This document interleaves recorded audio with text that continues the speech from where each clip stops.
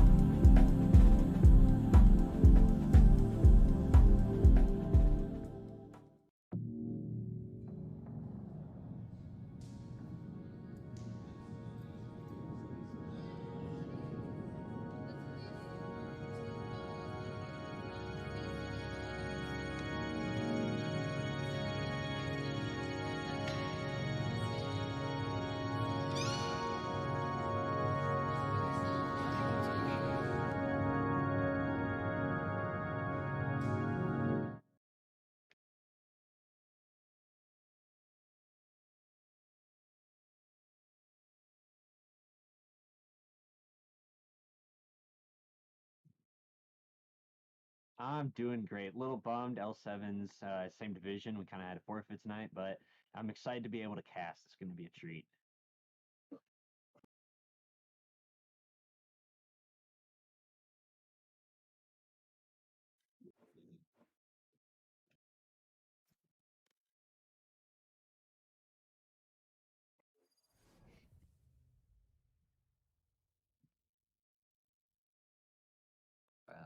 I lagged out. Whoopi I Goldberg lagged out. crashed. Let's go. No. Give me a second.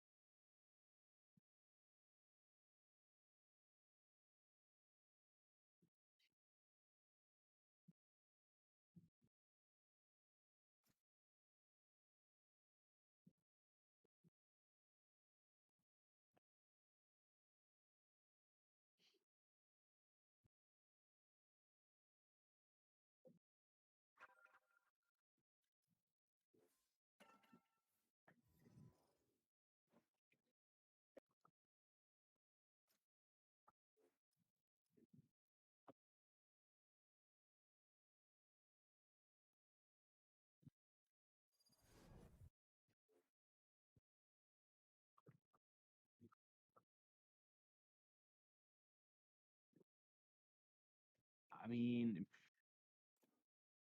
yeah, probably Jet. I feel like Jet's still pretty common on this map, even with the nerf.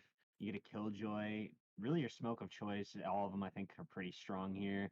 And then probably like a Sova Flashes combo or a Fade Flashes combo.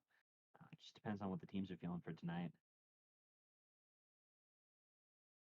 And playing with subs might mess with their normal comps a little bit too.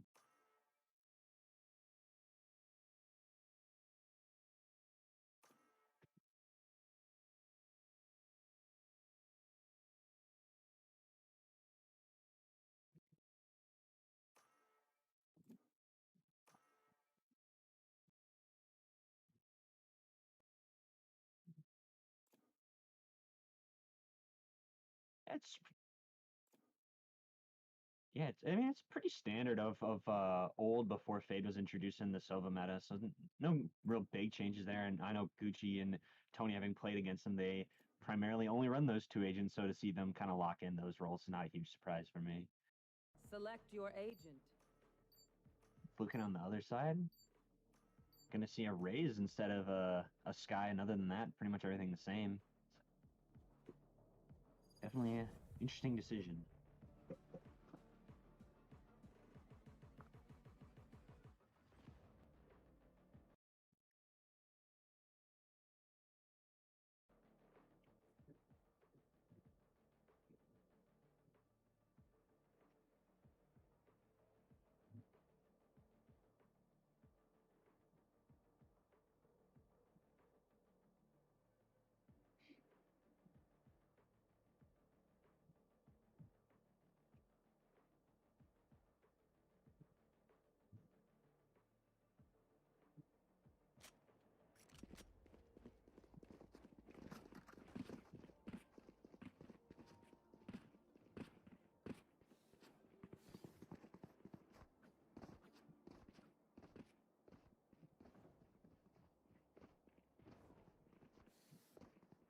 Definitely getting double duelists. I think looks like Exos want to try and pound a ton. Or no, I'm sorry. Blanking on the other team's name. But they're trying to Moss Agate trying to pounce and get as many offensive rounds as they can before switching to their defensive side.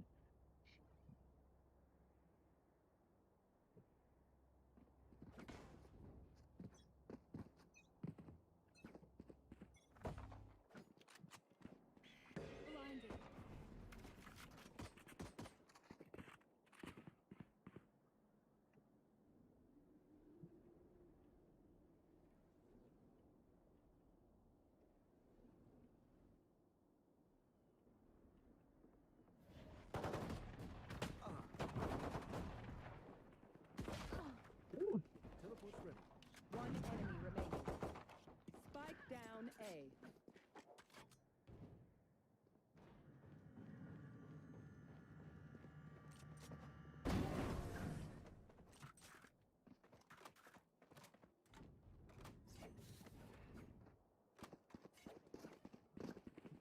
good discipline for the attacking team. Not Moss Agate not pushing into the smoke, not knowing what was lurking inside and being the omen, and still ended up not playing out for them in the end. Someone was able to get, or Mishi was able to get 2.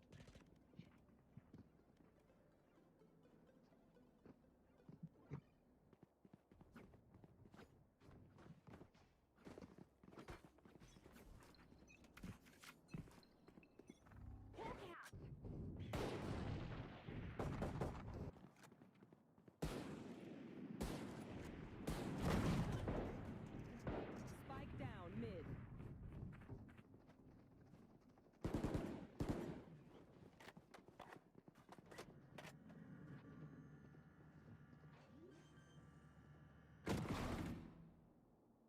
Spike planted.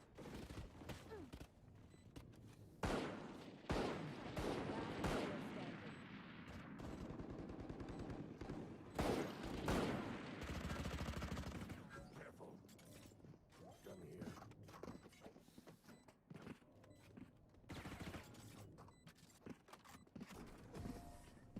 Pretty solid round all around. They got the bomb plant. Not really too much eco damage able to be converted, but you know, bomb plant, get a lot of extra money in the pocket. Might be able to bring out a knock. Nope, doesn't look like it. Everyone's getting in the rifles.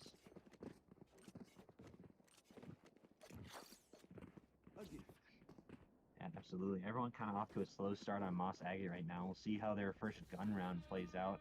Trying to get the duelist online early.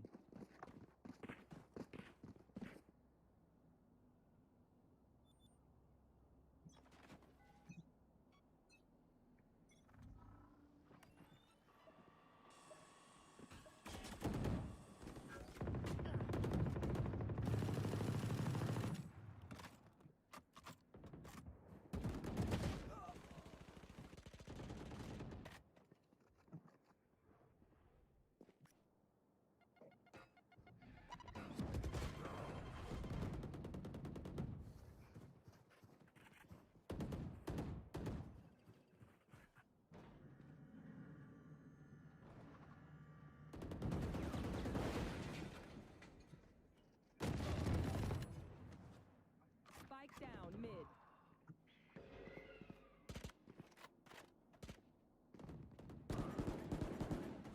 Last player standing.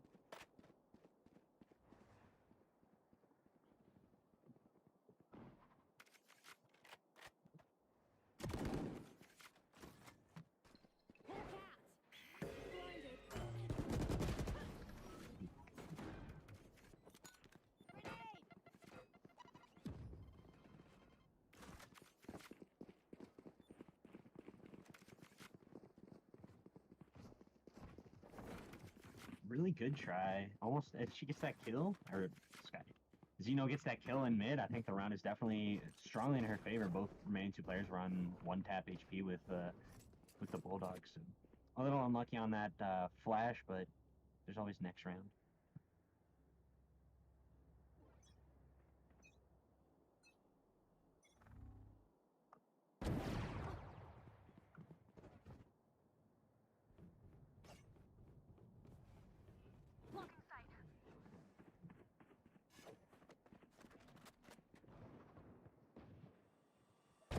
Party's over.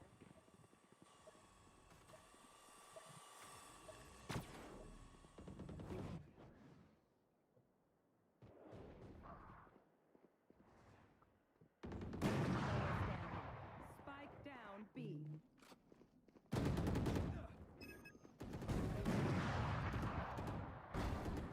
That's 3.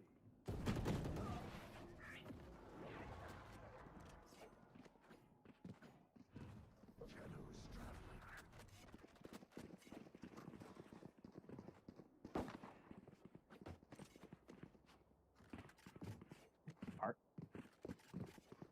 Yeah, Parkster definitely gave it his all, but the 2 early man advantage going in favor of Exos definitely was way too much to overcome. 2 really early picks from Gucci, and then just gave them a huge advantage for the rest of the round.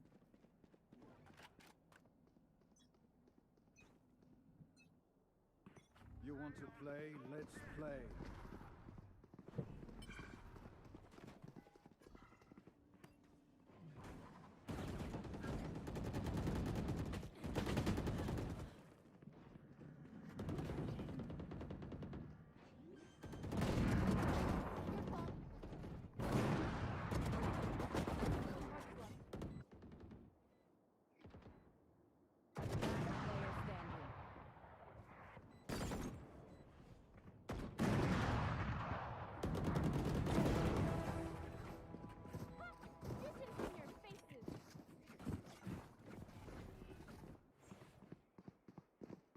is a huge round out of Cookie right there, going absolutely bananas, just winning every aim duel, able to get, what, 4 picks in spawn? I didn't even really give the defense a chance to rotate, and, you know, only 1 defender on site, fell pretty quickly. It's going to be forcing them into an Ecos. This is a great advantage, or great opportunity for Moss Agate to tie it up at 3-all.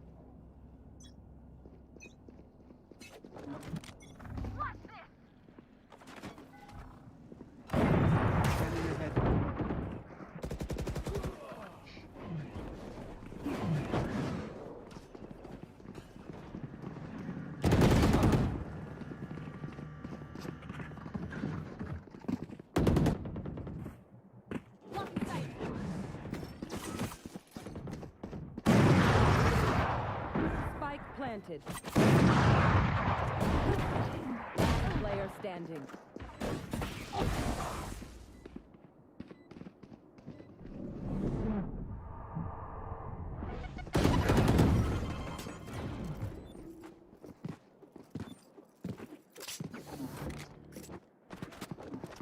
Here.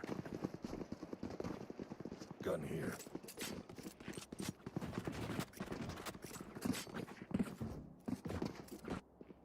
Just a standard B take coming out of the offense, able to, I mean, unlimited guns, pretty easy round for the for, Moss Agate to win and tying up the game pretty early.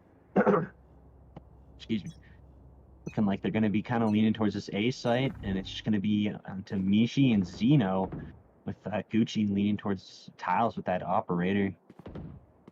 Going to try and get some early information. Not seeing anything really.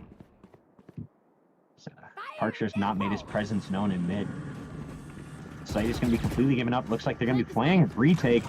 Mishi playing underneath Hell. We're going to see if they clear it, and Cookie does. Able to convert and give the team a man advantage. 2 playing up in the 7 position. Tony S and Zeno are going to be greeted by Cookie. Cookie able to win another aim duel. And Zeno able to make the trade and take out Titanic, but Muppet's able to silence Zeno, getting him into a 3-on-2 advantage. It's going to be on to Gucci. Gucci hits the shot into Cat onto Parkster, and then puts it into a 2-on-2. Sova Dart lands, and Gucci's able to get another kill. It's going to be all into Muppet in the 1-on-2. Going to TP into his own smoke. Bomb half defused. Crow walks into the smoke, and Gucci hits the off shot. What?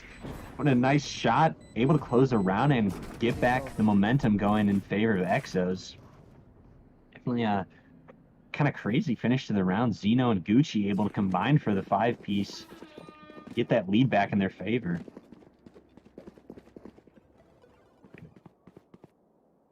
Looks like the buy is going to be fairly strong on both teams. Mishi opting for a Judge when Crow could drop. A little bit of an interesting choice, but Judge on an Omen, not usually a terrible idea. Hide your smoke, get a free kill. Both teams looking pretty good, and we should have a great round. Would give the early advantage towards tying it up, but Gucci silences that with a quick pick onto the Titanic and a lobby. Stealing sight. Ultorb going to be obtained, and Mishi's going to smoke him, or flash him. Be playing around her smoke. And Muppet just walks in and gets the headshot. Gucci able to trade with the op onto Cookie. And it's going to be a 4-on-3 man advantage for the defenders. Cabbages come out, and or Seekers come out and locate most of the remaining attackers. One posted up towards Cat. Parks are watching Cat, trying to see if Zeno peeks. Gucci watching A main, misses the shot, and dashes out before any further damage. It's going to be all on to Muppet and Smart Boy 123 on this A take. It looks like they're kind of falling back. Guiding Light comes out and is able to flash Parksters. They kind of know someone's peeking.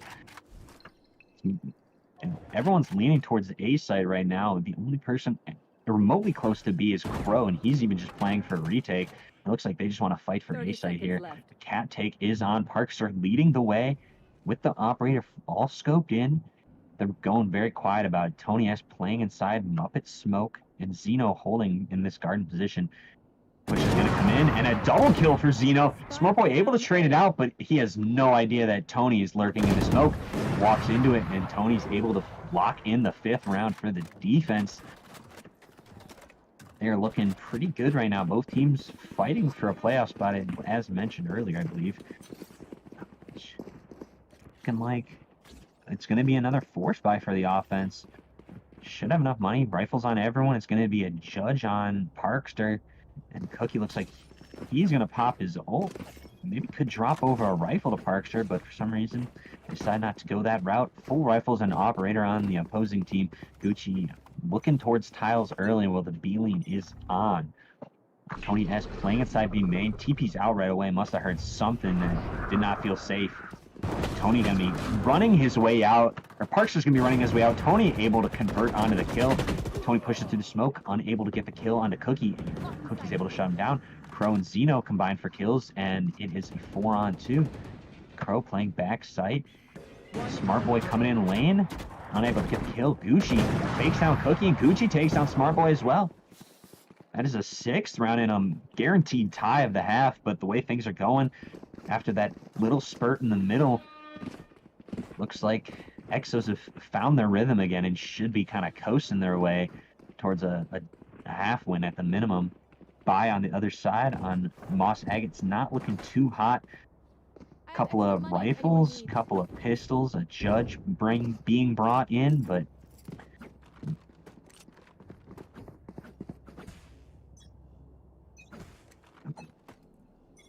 Get out of my way! Blinded. Grenade!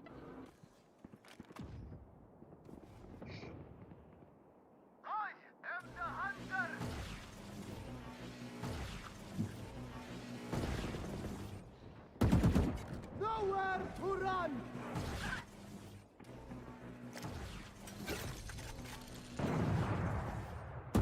Spike down A. Rotating.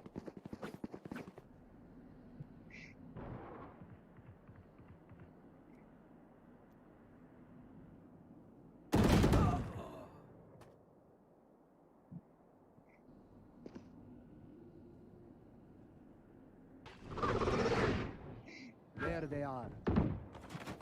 Shock dart.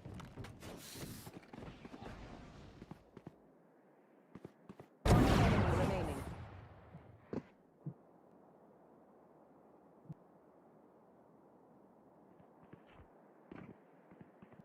Thirty seconds left.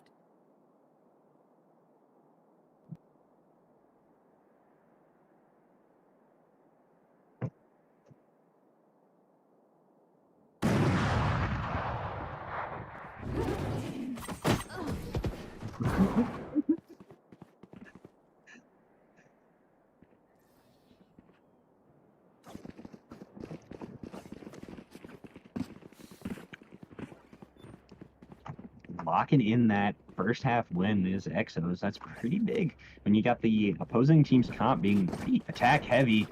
So to be able to just kind of shut them out, I'd say it's pretty big success for the team.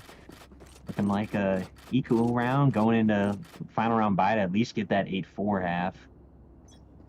Only one Vandal being brought in, and that's on Smart Boy. Rest of the team rocking pistols and a Spectre.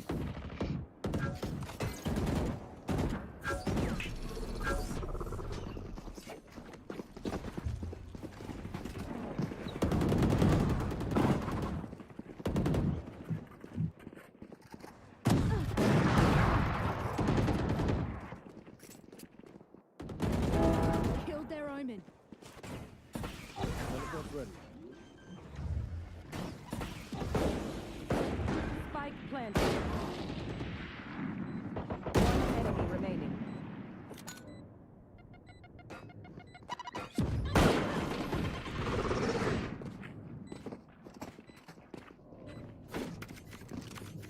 Last round before the switch.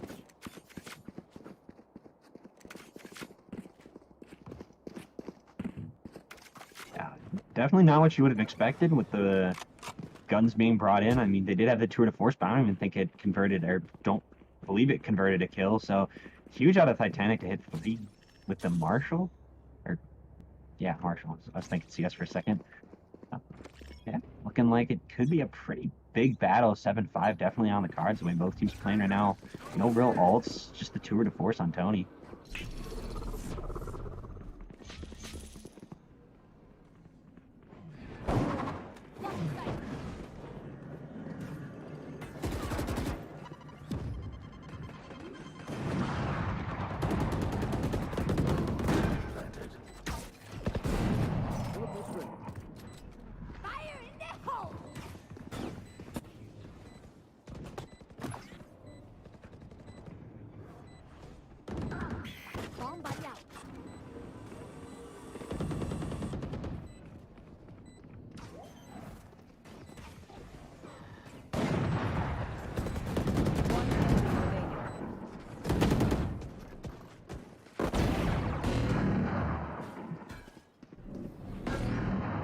Switching sides.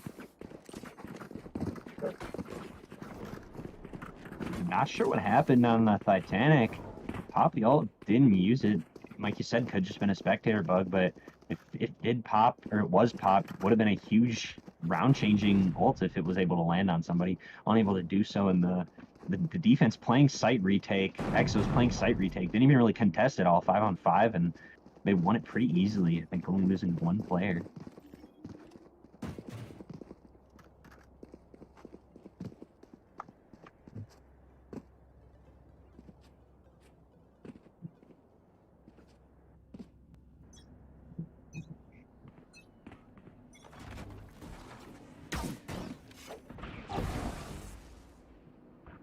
Shock dart dodge, no damage. Not really damage done. Nice shot by Titanic. Whoa.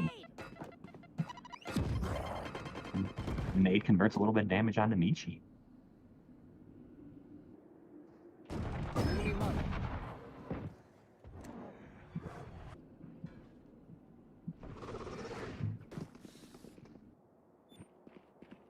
Titanic still wants to challenge for this B lobby control, but it's gonna kind of give it up. Let Michi have control of B main herself. Mid control contained right now by Exos. And it looks like the A site hit's going to be on, but the bomb is all the way on B. It's going to be a long, long run for Michi carrying that bomb. Site take, Cookie dropping onto, what? Onto site. Scanning ahead. Going to be nice pick by Tony onto Muppet. Site hit should be coming in pretty quick here. 30 seconds left. Tony S trying to hit with the headhunter, unable to do so. Gucci's able to help him out. Convert the kill onto Cookie. It's going to be all on the smart boy on Titanic in the 2-on-4. Tony is low. Everyone's dinked up a little bit, so it is a doable round. Michi able to drop back into A lobby, puts the smoke up into heaven. Tony playing from hell, one playing Jenny, one playing Dice right now. Titanic drops his way down. Tony with the right click to convert the kill.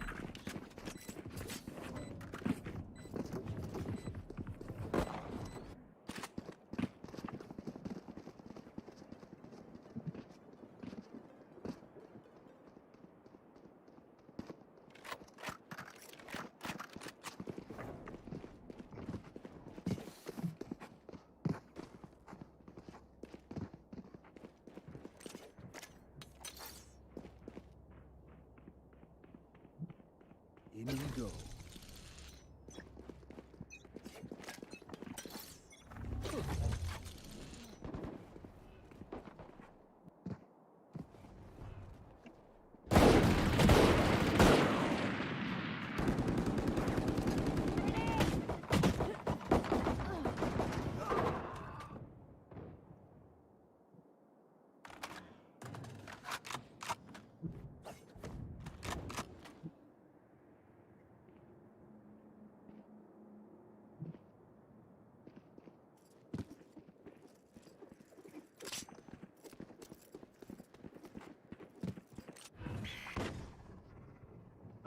Shadows traveling.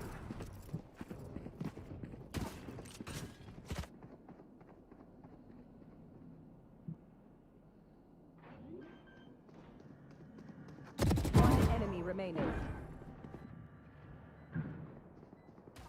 Yeah, and the first one did go to Cookie, so reverse Jet Aces. I believe it went to Cookie.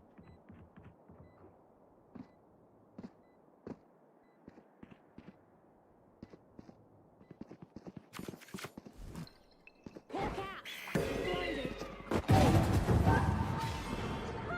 You should have seen your face.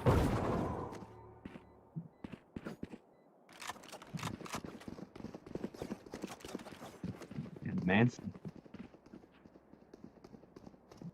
Man's got to eat, and he definitely got fed there. Gucci getting that big ace. 3 kills. All the kills were in mid, but getting that early 3K after going in the man disadvantage. Round kind of looked like it could slip out from underneath them, but Gucci stopped that pretty quick. Here.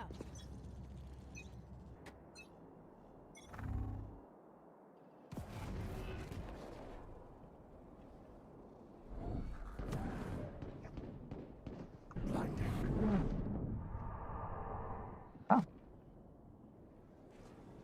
Oh, okay. All right. Smart Boy able to get Tony S in B main. Gucci able to trade back onto the Titanic in A lobby. So both teams controlling different opposite ends of the map early on in the game. A lot of cat control garnered, but is being countered by Muppet knowing that no one's A lobby. Looks like the cat take is going to be on. It's going to be on to Crow and Gucci having this early position. Muppet playing. The recon dart comes out and Muppet's able to get one. Does he know that Gucci's there? Now he definitely does. Gucci pushing into garden and Muppet wisely drops back. Parkster gets one on Namishi in A lobby. Gucci instantly trades, puts it into the 3-on-2. Site retake will be coming in pretty quickly as the entirety of the team is here. Door not closed, and so Muppet's going to be able to kind of play around this Owl Drone, spots Xeno towards Jenny.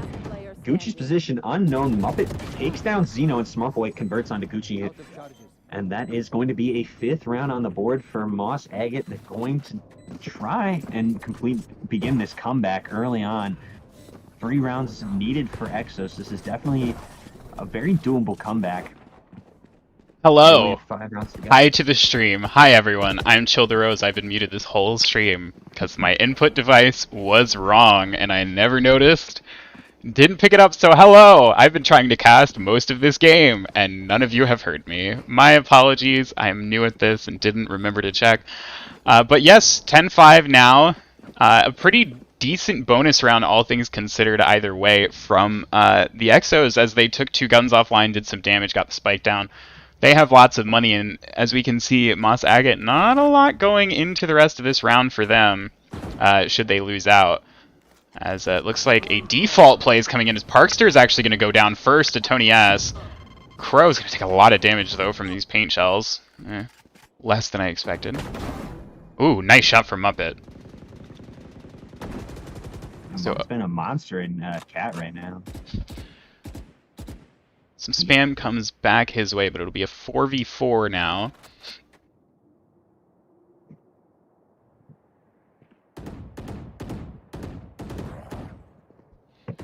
Here's the tag. Michi knows that Muppet's in that smoke. Muppet wisely drops back after revealing his position. They're very spread out right now, are the Exos. They're trying to weigh their options, I guess, trying to figure out where they want to go. As actually we Titanic playing in this reveals himself, and he's going to drop back on the side. He's going to playing a little rat angle and wine. Ooh, nice shot. So that'll make it a 4v3, and the Moss Agate has completely evacuated the B site right now. I think some of those footsteps in wine had them believing that the hit was coming to A. It doesn't look like that's going to be the case. Another nice shot. All headshots this round. Smart Boy will find one as well. So it's a 3v3 now, and they start to work their way back towards B. Do both teams, really. We'll see if the hit comes in. To get this hit going right now, Smart Boy. Tony S is just running around the corner with his knife out. Somehow gets away with it alive, and Gucci, though, will go down to Smart Boy. Tony has to stick this plant. Will get it into the ground, but will go down. It's going to be all on to Mishi. She's stuck behind a locked door, making a lot of noise. Cookie somehow doesn't hear her, but the defuse is now halfway through. I don't know if she has time to even swing around and do anything about this. It will not be the case. The 6th round will come through for the side of Moss Agate. Michi will trade 1 with Muppet at the end of the round, so it'll be 4 dead for the attacking side, but that defense cannot come through. Or does come through, rather. Even though not getting the round, Mishi's still able to get some pretty big economy damage going, and the buy's not terrific. Parks are still on that judge, 2nd round in a row. Still. Buy's not looking great on Exos, so this should be a 10-7 round right here. Looks like the fast A take is on. But luckily this site stack is favoring A site from Moss Agate. Smoke's coming in, Seeker's coming in as well. Muppet TPing out after playing in that top boxes area, smartly so. Oh, and that's the Jet and the Omen dealt with as Mishi tried to teleport behind. This push is completely stalled.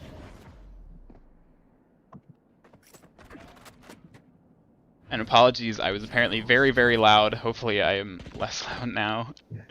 This whole streaming thing is very difficult on a 2-minute delay. as it'll be this 3v5 here. We'll see what they can come through with. Yeah, it looks like Jetblades and Tour de Force will go into the next round as Tony S. Falls gets his ult online. It's going to be on to Crow and Xeno with a Sheriff and a Frenzy. Not the guns you want for a 5-on-2. They're going to slowly rotate through spawn to B site, but that is being read like a book 30 seconds by left. Moss Agate, and they're already going to be on site. Or at least Parkster will be. The rest of the team kind of playing towards mid. We got a Frenzy and a Sheriff. We'll see what this pair can do. As they've got 13 seconds. They literally kind of just have to knife out sprint to sight. This round is definitely over. We'll see if they can find anything as Cookie gets the fade away headshot. Parkster will just shark from underneath lane. Finds the last. Round over. The jumping judge. Yeah, the jumping judge. The sharking judge, if you will. As that round will be over, and that'll put us on a 10-7 scoreline. So this comeback starting to materialize. Yeah, getting 3 rounds in a row. Bai's going to be coming out of Exos here. Looks like they're not going to use any of their ults. Oh, did Gucci? Oh, Gucci must have used Jetblades last round. So that's an ult that I wasn't aware of. Okay, but yeah, just everyone's got good guns, so it should be a pretty good round. Only caveat is Parks are still on that judge. Been favoring it a lot in this game.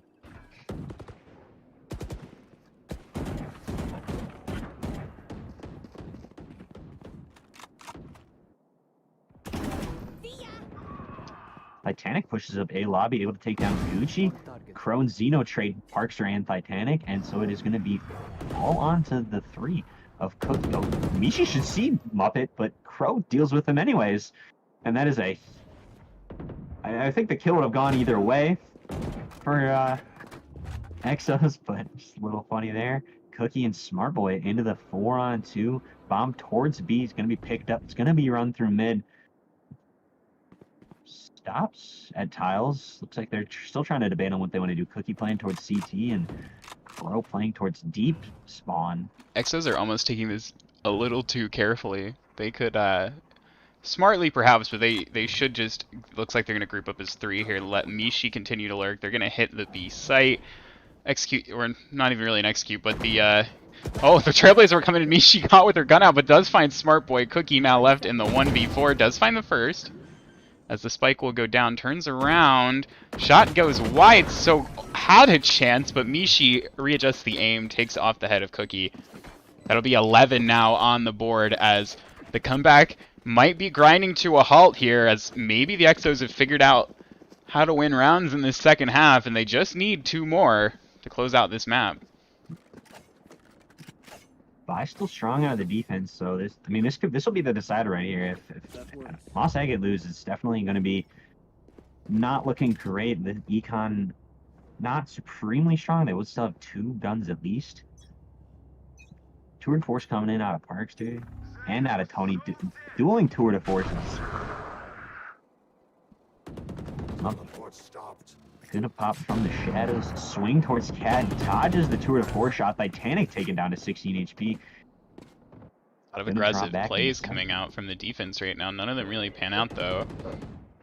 As we'll continue to fight for mid and A main control. Full B main control has been given over to the defense either way, as Cookie's gonna lurk up. Oh, the the Tailwind just ran out, so Xeno will find the pick on the Cookie. Couldn't dash away from the bad engagement.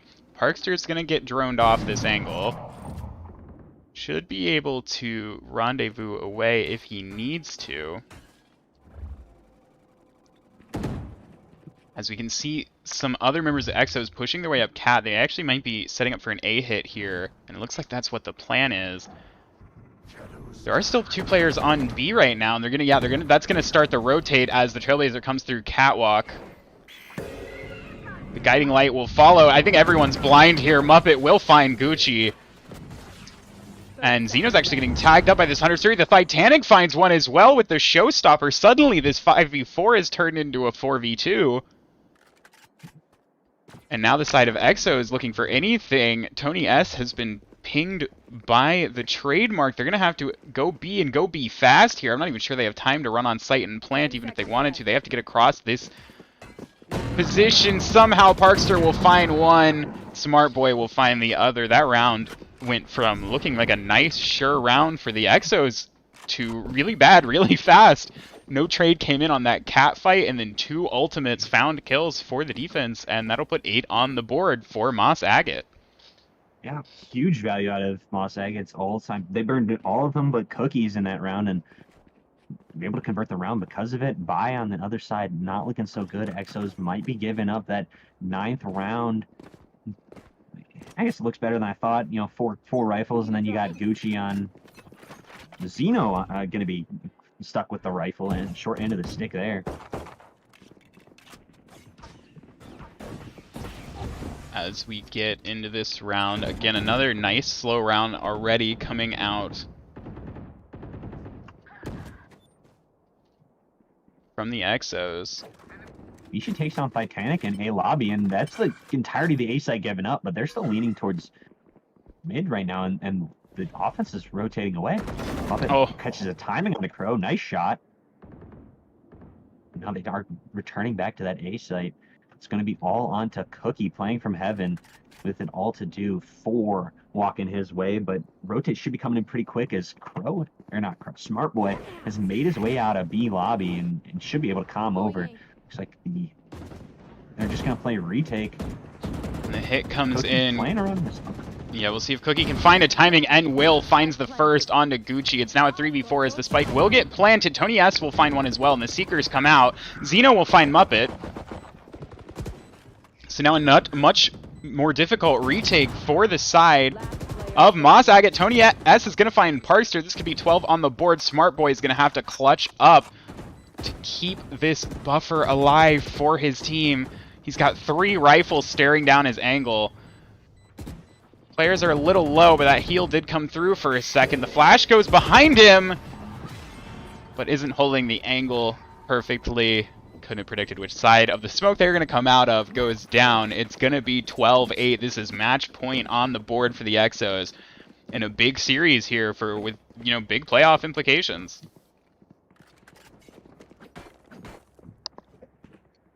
Yeah, it's going to be tough for Moss Agate to figure this out. Buy should still be pretty strong. Looks like Titanic's going to be on the op. Guns all around. The only weak spot is Crow on light shield instead of full shield. I think looking like full util on both sides. So, Titanic with a nice shot, taking down Tony S at tiles, and that has been a kind of a duel that's been gifted over a lot. Someone peeking tiles from the Exos pretty much every round. Titanic now holding Cat and gonna drop away. 2 players noted in mid, 1 Cat, 1 tiles. Pretty good information for Exos to deal with in this man disadvantage. Mishi gonna swing out, and Titanic gets his second of the round. And this B main control is putting a stranglehold as well on the Exos. They don't know they're surrounded, but they really are. They've got no way out. Xeno will get the Titanic a little bit off the angle. Now there's a strong mid hold coming in. There's every part of the map right now is currently controlled by Moss Agate. They have Lurker up in Wine. Smart Boy is all the way up in B main, but actually can't find the headshot there onto Crow, who manages to crouch under the bullets. So this round might be possible again. The 2 players noted on that off shot and Crow taking his shots. Parks are a nice shot on a Xeno in mid. That's such a gross off angle. That's such a chamber off angle. Finds the kill with it. Excellent timing from the observer. Click to him, get the kill, click out. That was great. Like Chamber himself, we rendezvoused away to another agent as we are now looking at 20 seconds left in this round. I think Exos are saving here unless they want to make another last-ditch scramble on the site. And this slow play style from them, how do you feel about it? It's been successful, I think, in some regards, but also their hesitancy to really strongly hit a site, I feel like, is costing them. What do you think? I think it's definitely cost them more rounds than they've gained. I think the rounds they've won on offense, and it's been 4 of them, more than I thought, but the last 2 rounds they won where they kind of pounced and they played fast, and the last round they won to get to 12, it was on a little bit of an eco. They had, I think, 4 players on rifles, but 1 player was on just a pistol, and so they were kind of rushing the tempo a little bit, and it worked well for them. So definitely should kind of swing back to that, but see what they do. 12-9, it's getting pretty tight. Crow still playing on half shields, even though he definitely has enough to get himself some full shields. A little bit of an interesting buy decision. Got two players holding towards wine. Muppet. Yeah, Muppet TP'd into deep wine, and then Titanic holding the cross. One-way smoke coming out, and two Ooh, and players better. yeah, that's a good first pick. Gucci will find Parkster. We'll see if they still play slow off of this, as they're going to distract the owl drone of Crow. So Muppet can continue to hide in wine. No hits coming this direction, though. We'll see if they do follow up with this B hit. They've got a lot of presence here in B main. Michi's actually going to walk and just stand in the paint shells. I think she thought she walked far enough forward, did not take too much damage there. Goes down. So Cookie, shoulder checks again, goes down to Gucci. Hopefully, we'll see if this opens the sight. It does. Tony has again knife out, running around that corner, gets away with it and gets to sight. Smart Boy, though, with a very smart recon dart, pushes through and finds one. So we're going to have this 3v3 retake and some interesting positions here as Crow is behind the other Sova owl droning, but Smart Boy isn't punished. As Crow checks the flank, doesn't realize all three players are in front of him. This could be difficult now as it's only two players on site to defend this push. Tony S, though, with the headshot and body shot finds the Titanic. Muppet will find Zeno pushing into Tony S, gets shot in the head. It's now a 2v1 for Smart Boy. That shock dart's going to kill. Has 34 hit points. The Hunter's Fury is going to come out. We'll see if he can dodge it. Looks like it's not going to get the kill, but this time bot is everything. Crow noted by the recon dart. He's going to shoot his own, peeks out. Smart Boy might not have had time anyway. Goes down to Crow. It's 13-9. Exos take map 1. Nice clutch out of Crow, playing towards the... For a second, I thought he was going to push on a site and help his team, but smartly playing back with that Hunter's Fury.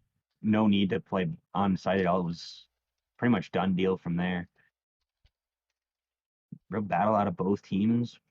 Carry coming out of Gucci, and then Moss Agate playing pretty well as a team. Everyone's pretty balanced.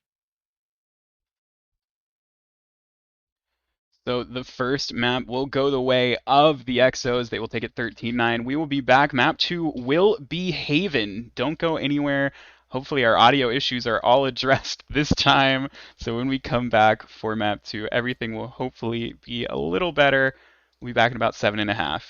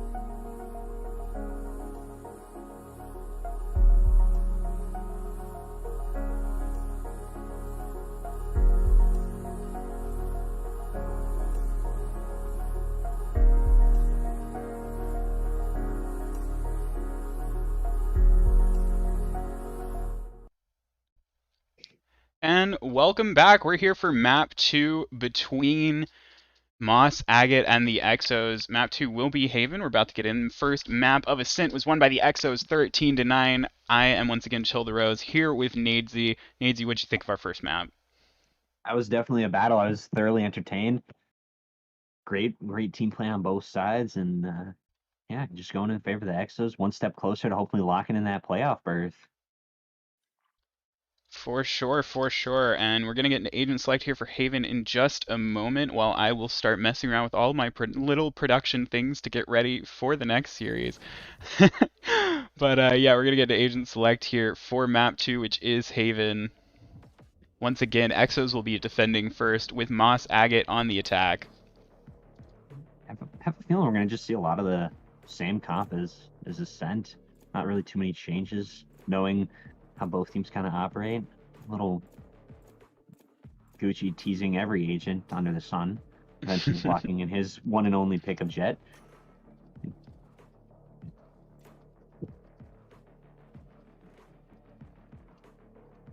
Only one team is locked in. Anyone? We're still waiting on Mishi and Zeno for Exos. Mishi bringing out that Omen again. Brim being brought out. Love to see it. As a Brimstone man, I'm thoroughly excited to see what Rianne can do. Looking like it's going to be Omen on the other side and Breach. That's a little bit of an interesting combo. I feel like recently, at least in VCT, seeing Breach and KO or Breach and Sky, not really Breach and Sova. I feel like it's a little bit of a different adaptation on the other side. Looking like a pretty standard comp. Cookie playing Reyna, which is definitely not a pick you see all that often. Should be pretty interesting to see how he plays her. And then, yeah, just going to get into it. Another Moss Agate start on attack. Hopefully they're able to build some more momentum this time around, unlike Ascent.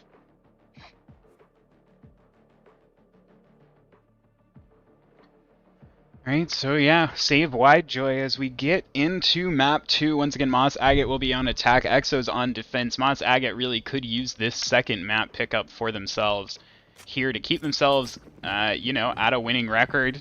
Both teams came into this game 11-9. They would end up 12-8. Would both of them probably would both make playoffs? Not a guarantee. It will pin to other results tonight and perhaps on other days.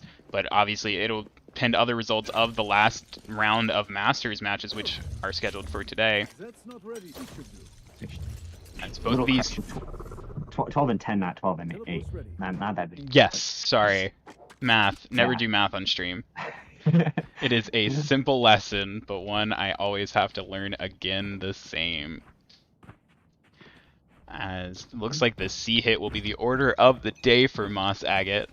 We'll see if they go fast. They were definitely the faster team on Ascent. As it looks like we're already facing in. Tony S will find Cookie. Will get away. That's going to leave Gucci to fight for himself as he gets pinged multiple times by the recon dart. Tony S pokes his head out of the smoke, decides better of it, as Smart Boy will take out Gucci.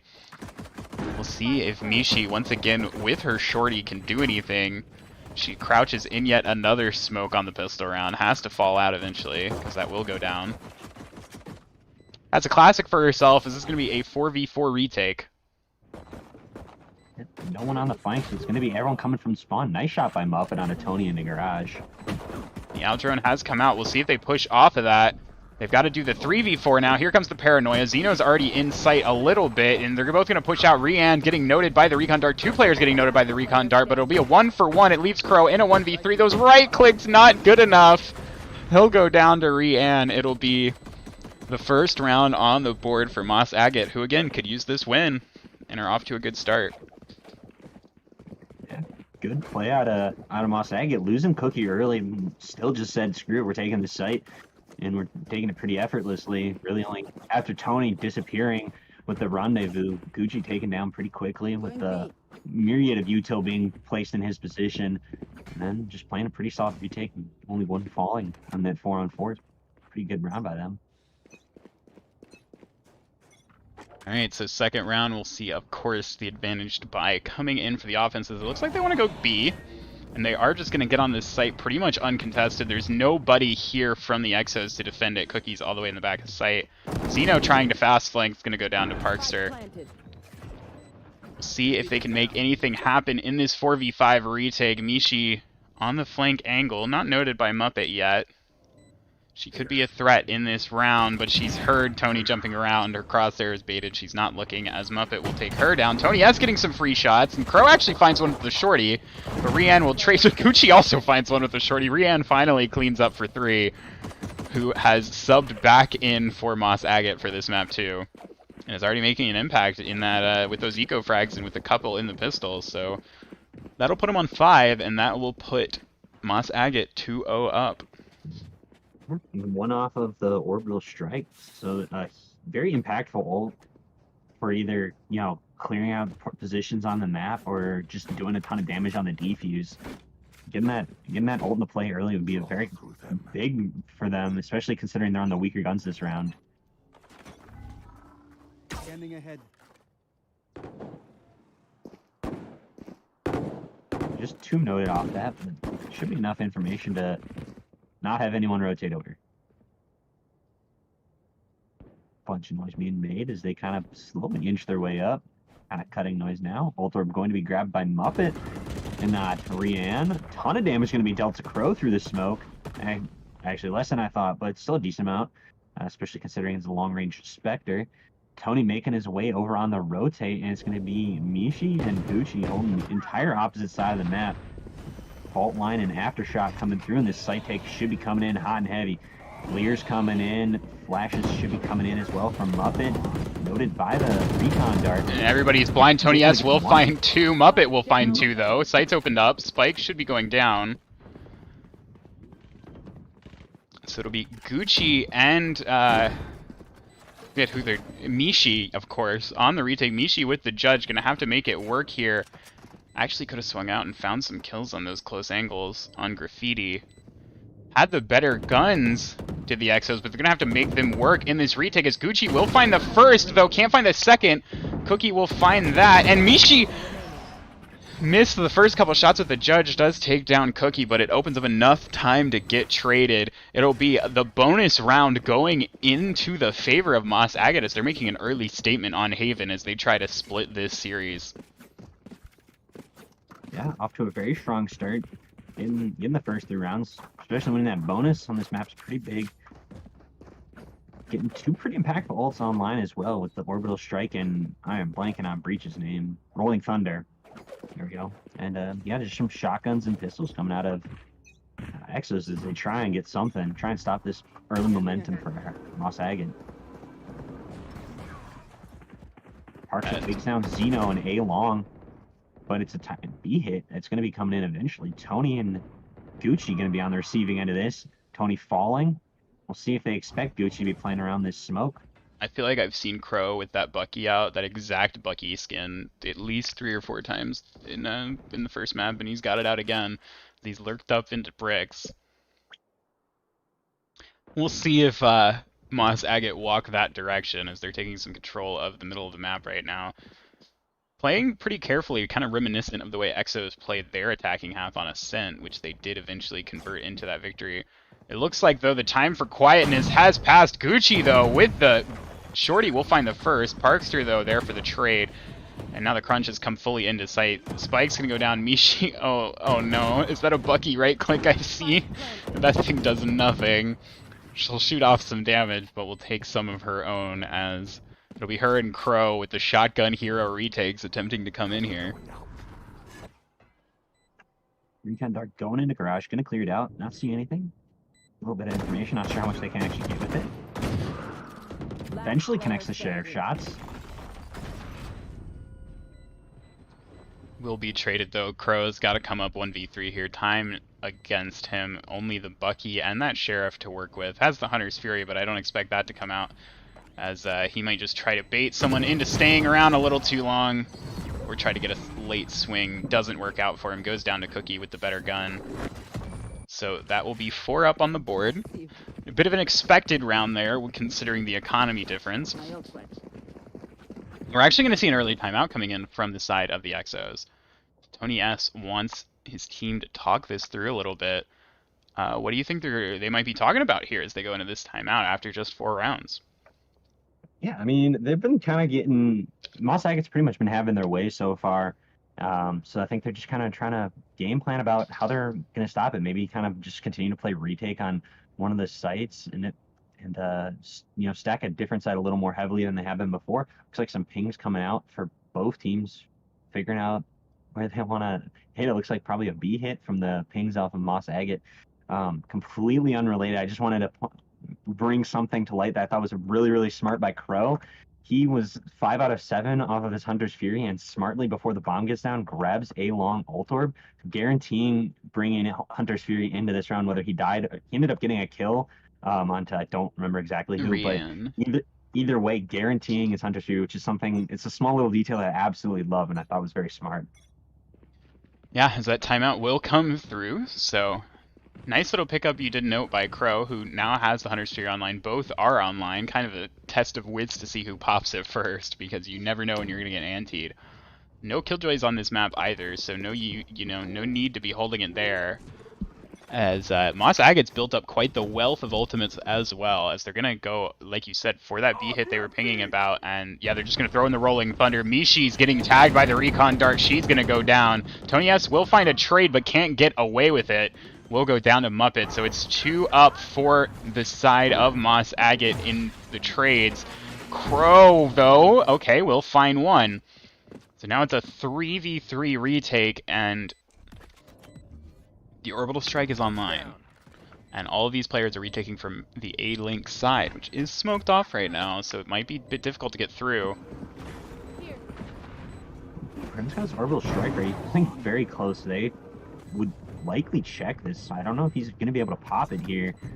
Freehan's going to be able to pop it here.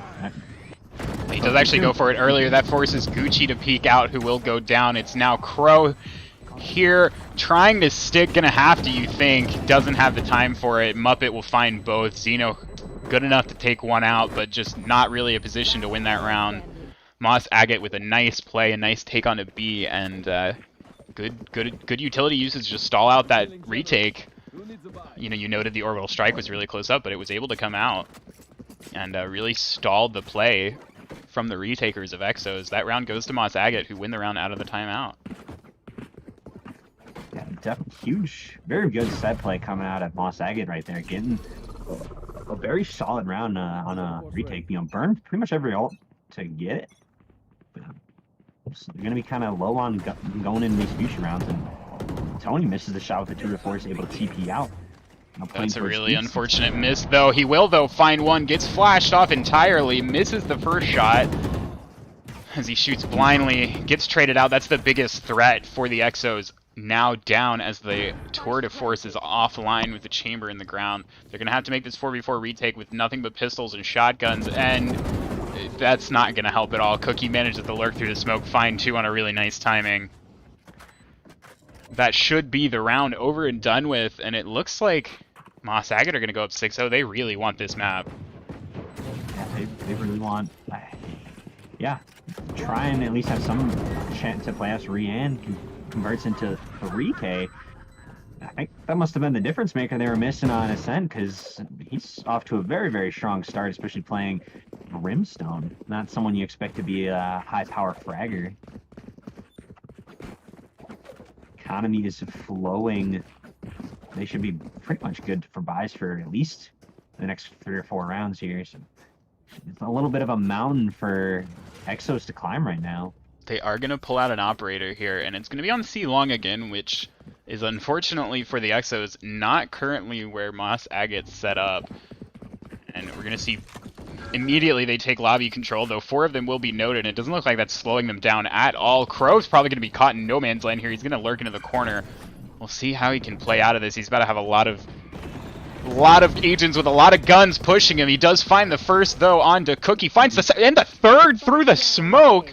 Huge spray down from Crow. He's going to peek out and find 4. He's on for the ace. We'll see if he can chase it. Mishi will take it away instead. But a huge play from Crow on that long swing in that angle. Completely shuts the push down. Cookie's saying that he's confused, and I gotta say I'm a little confused too. I was a very ballsy play by Crow, and able to get 3 as just something no one could ever have imagined when making that play or drawing that play up. Crow expressing some confusion of his own. I think he got 1 or 2 through that smoke. Completely blind after taking down the first of Cookie. Either way, that huge hero play gets the first round on the board, and now Gucci, still set up on C with the operator, has to deal with this hard 5-man push. Cookie's all the way through. Tony S, though, on the off angle, will actually just go down. Gucci's dashing away, but still dealing with pushing players. Zeno, though, there for the first 2 picks. It's going to be Smart Boy then finding a trade onto Mishi as well. And then Gucci, was that just through a smoke? I'm not sure. Either way, a flurry of trades have come through. It leaves us in the 3v2 in favor of the Exos, who are starting to fight back on Haven, looking to get their second. The Aldrone will spot 2. Parkster, of course, with the Tour de Force online, has to go bouncing away for fear of the Hunter's Fury, which does not come. See if he peeks into Gucci. Gonna have to win that fight if they want any chance. Gucci holding the close angle and actually misses the shot, so a chance now. As Parkster will actually find the peeking Zeno. They've gathered the spike as well. They can rotate away. Crow here is gonna hear this, but probably unable to really do anything about it. At least I would think hears this. Either way, both players have managed to get away for free. And Spike's going to go down here, so this 3v2 that looked very difficult is now a very, very winnable 2v2 for Moss Agate. I don't think they heard it at all. This rotate is incredibly slow unless they're just saving the rifles, which would be an interesting decision considering they definitely have everything they need to do this retake. They've got the Hunter's Fury. They're starting to rotate now. They're going to have about 30 seconds, you'd think, maybe less, as they're clearing a lot of angles to get back towards the A site. This is going to be really difficult. Operator given away. I think, yeah, they're just going balls to the walls on this. I'm against them. We'll see what they can do as they push onto the site. Parkster finds Gucci. Smart Boy and Crow will duel. Crow will win that battle of the Sovas, but time has pretty much expired. Gonna tap once. Parkster swings out. He's gonna go down with a ship. Is gonna take one down. Actually, it's gonna live. Maybe. No, does go down. So Parkster there with the Tour de Force finds the last 3, the 2 of which were, of course, the deciding factors in that round. They turn around a 3v2, get the spike down. Unawares are the Exos, and Moss Agate will put their 7th on the board. Thankfully for the Exos, that big round win in round 7 has left them with enough money to buy again here. Otherwise, they'd be facing a rough half. As we're going to go into round 9. Revealing area. It's like an alien, and Crow's gonna hit 4 with his dart. Retaliatory smoke's coming out. And once again, it's just a minor hindrance to the side of Moss Agate, who've immediately flooded into B main. Cookie's just Cookie is very paranoid about that corner Crow was playing in a few rounds ago. As ooh, I thought that was a headshot, but Crow maybe hitting through the owl drone there? Either way, goes down. It's going to end up being 3 for 1 in favor of the offense, as the last 2 are both retaking from the flank. We'll see what... That's just a phantom head dink right there. Not close enough to get the 156. Just gifted the 140. Was traded out. But yeah, leaving Mishi and Gucci in the 4-on-2, and their positions are noted. And this is going to make things very difficult. They get flashed up. It's now Mishi in the 1v4. She does well to even find one there, but swings into 3 players and goes down. It's another nice execute from Moss Agate, and they're up 8-1. Yeah. Did he have a Phantom there? I really thought Crow had a Vandal. Maybe I'm just insane. Nope, Crow definitely had the Phantom. I believe Oni Phantom, if I remember right, because that's probably one of the best skins. But neither here nor there. I've got the stream up. I'll catch it on the delay here in a bit. See if I was just... I really thought he had the Vandal out, but I am probably just mistaken. Either way, we're going to go into round 10. Moss Agate, once again, making a big statement on this map. They're looking to split this series and keep their playoff hopes in order. I mean... Sorry, go ahead. I was going to say a win in this map, I think at worst, gets them into a tiebreaker scenario, which is, you know, determined already, as Parkster is going to find Mishi down in sewer. But as I was saying, the playoffs, or the tiebreakers when it comes to the VDC are already decided. They're pretty complex, but head-to-head record and head-to-head round differential is the first. As we're going to see the push coming in. Gucci just overwhelmed by utility, flashed, mollied, and aftershocked. Goes down to all of it. I think it might have been the bullets that took his life as the spike's going to go down. There are some low players here, though, in this 3v3 retake. And that Recon Dark's actually going to get a tag, and Tony S will find Cookie. Muppet also goes down. Xeno's going to get Smart Boy, so suddenly it's a 3v2 retake. So like I said, the low healths get punished. This orbital strike comes through, but it's only going to provide a little bit of delay. There's still a lot of time to burn off of this defuse, and Rien's just actually going to go down to Crow's shock dart. It's all on to Parkster here. The defuse is coming through. He'll find the first. He's got to swing out wide. Crow taps him through the rendezvous, and the defuse comes through anyways. It is a second round on the board for the Exos. What an excellent retake by Crow, Tony, and Xeno. They're in a 3-on-5 retake. 2 early picks going in favor of Moss Agate, and they did not care. They wanted to at least get a chance at a 9-3 curse. And they're definitely going to be able to make a real strong go of it.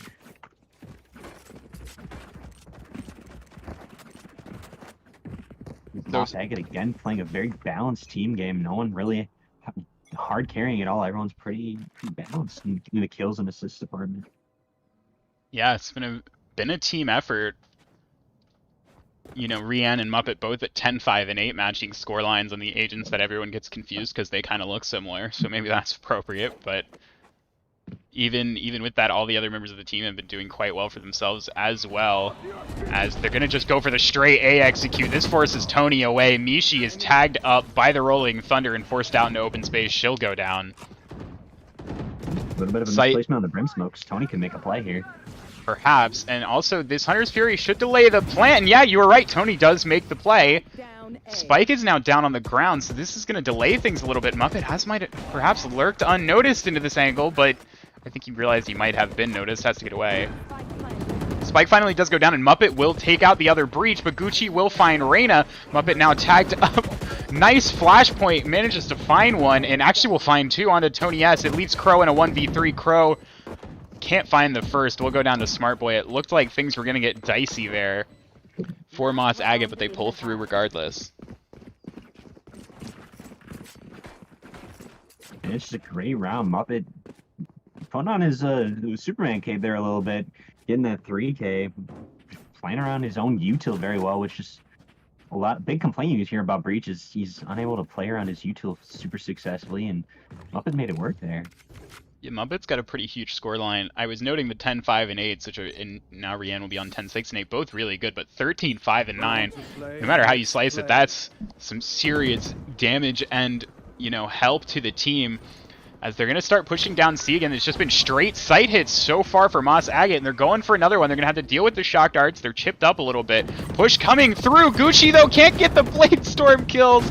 Trades are going to go in the favor of Moss Agate. Tony S finds one. The retake was here and fast, but Mishi now has to 1v4.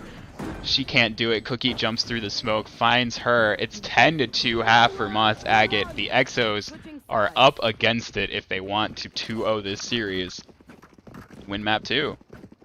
You know, when we got the pre-game sheets, they noted that they play every game like it's ranked, and they definitely have been playing this entire game like it's been ranked at Moss Agate. Just running it down. They've been getting pinged by Sova dart or Recon darts and pretty much every util under the sun that Exos had to slow them down, and they just said, okay, well now you know where we are, might as well just hit the site anyways. Yeah, one of the interesting things that I think Exos didn't quite catch and that Crow didn't catch is they were just running past his deep recon darts. Perhaps could have held those for the sight hits, thrown them behind the pushing members, because that's obviously a lot. In the case of someone running at you, if you know where all of them are, that's quite useful. But if you just know where they are as they're starting to hit, maybe less so, as that recon dart does note both. Gucci will find the pick onto Smart Boy, so a good early start in this, what I can only call a must-win round for the Exos. Parkster, though, is right here. Will find the first, pulls out the headhunter, finds 2! Xeno will finally trade, but the members of the defense have rotated in. Moss Agate's now making this very difficult. Spike isn't quite stranded, but Rian's going to find Crow. Xeno in the 1v3, can't find the shots on the Cookie, will go down. A nice play there. out of Parkster with the shorty and the headhunter, and that pistol round win might just be it as the side of Moss Agate goes up 11-2. Yeah, it's definitely a combination that Parkster brought in that I don't think I've really ever seen before. A couple shots on the headhunter, didn't note how many, but also bringing in the shorty. Weird combination, but it worked out well. Able to get one with each of the two guns. That was pretty solid play all around. Looks like force buy is going to be coming out, except for Michi. Gonna refuse to force buy with the team. Yeah, we will see. The Exos desperately need some rounds here. They won their map 13-9. So if they fall by a greater score than that, they will lose the tiebreaker to the side of Moss Agate. So that's pretty big news because these two teams will be tied, and that could affect playoffs, and the first pick will go to Gucci. So a nice first attempt. But yeah, that playoff tiebreaker could be huge between these two teams. They could definitely use any rounds they can get. Winning the map would be excellent. It would basically secure them playoffs. I think it would outright.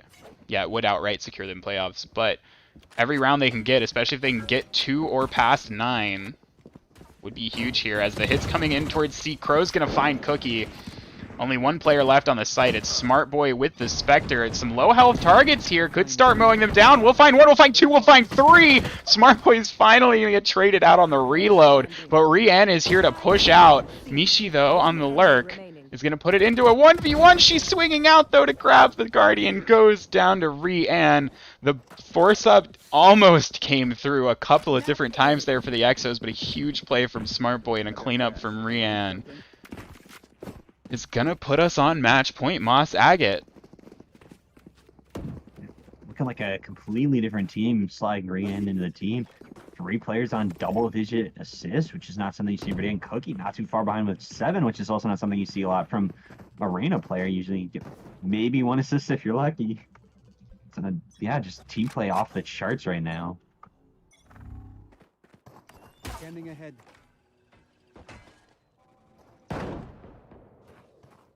Alright, so we get into this ever important, well, every round now is ever important as we're into round 15. Once again, the attacking side here, Exos, they are going to want to get every round they can get. They only won the first map 13-9. If they go down 13-2 or just any worse than 13-9, they lose out on the tiebreaker. So any rounds they can get, obviously, the full comeback would be huge as well. They're just exchanging some bullets and some utility. Nobody's gone down yet. Mishi, though, she's going to make a candidate for the first. Unfortunately, she will be the first, as Muppet with the judge will mow her down. Also collects the rifle for the upgrade. Crow on this lurk, though, is going to find one. Parkster's also lurked up, though, and I don't know if they'll expect this. I don't think they'll expect this. He finds 1, he finds 2. He'll eventually go down. Then now it's a 3v2. And the defenders know where they need to rotate. They're getting there with the quickness. Rian takes a good chunk from the shock dart, and actually will go down to Tony, but Cookie trades it out. It's going to leave Crow in the 1v2. Goes down to Cookie. The final kill comes through. It's going to be 13-2 Moss Agate. They're going to split this series 1. Just utter dominance from Moss Agate from beginning to end. 2 little blips in the radar for Exos, but really unable to get anything going past that.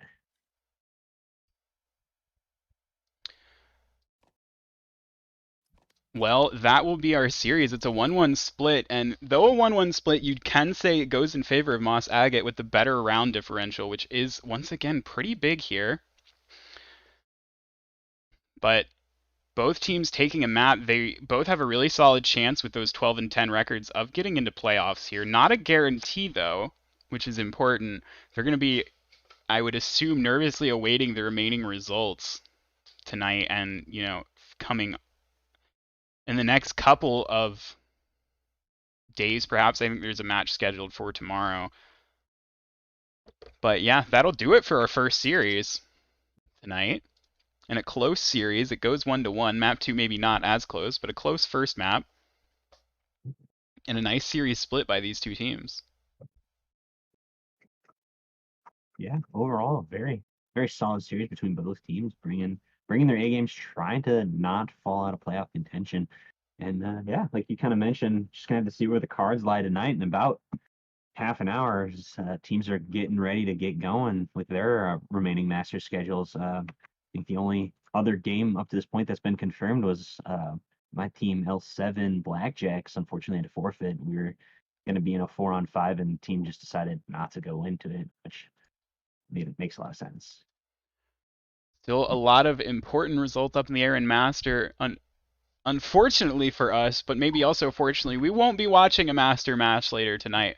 Instead, we will be taking it to Premier. We'll be seeing Lucky Seven's Royal Flush, top team in Premier, taking on Finest's Emerald, with a lot of playoff implications in that matchup as well. We'll be back in about 25 minutes or so. It'll depend on how long the lobby takes to get ready, as everything here does. But yeah, we're going to cut to a nice extended break, and we'll be back for match 2. Thank you all for joining us, and don't go anywhere.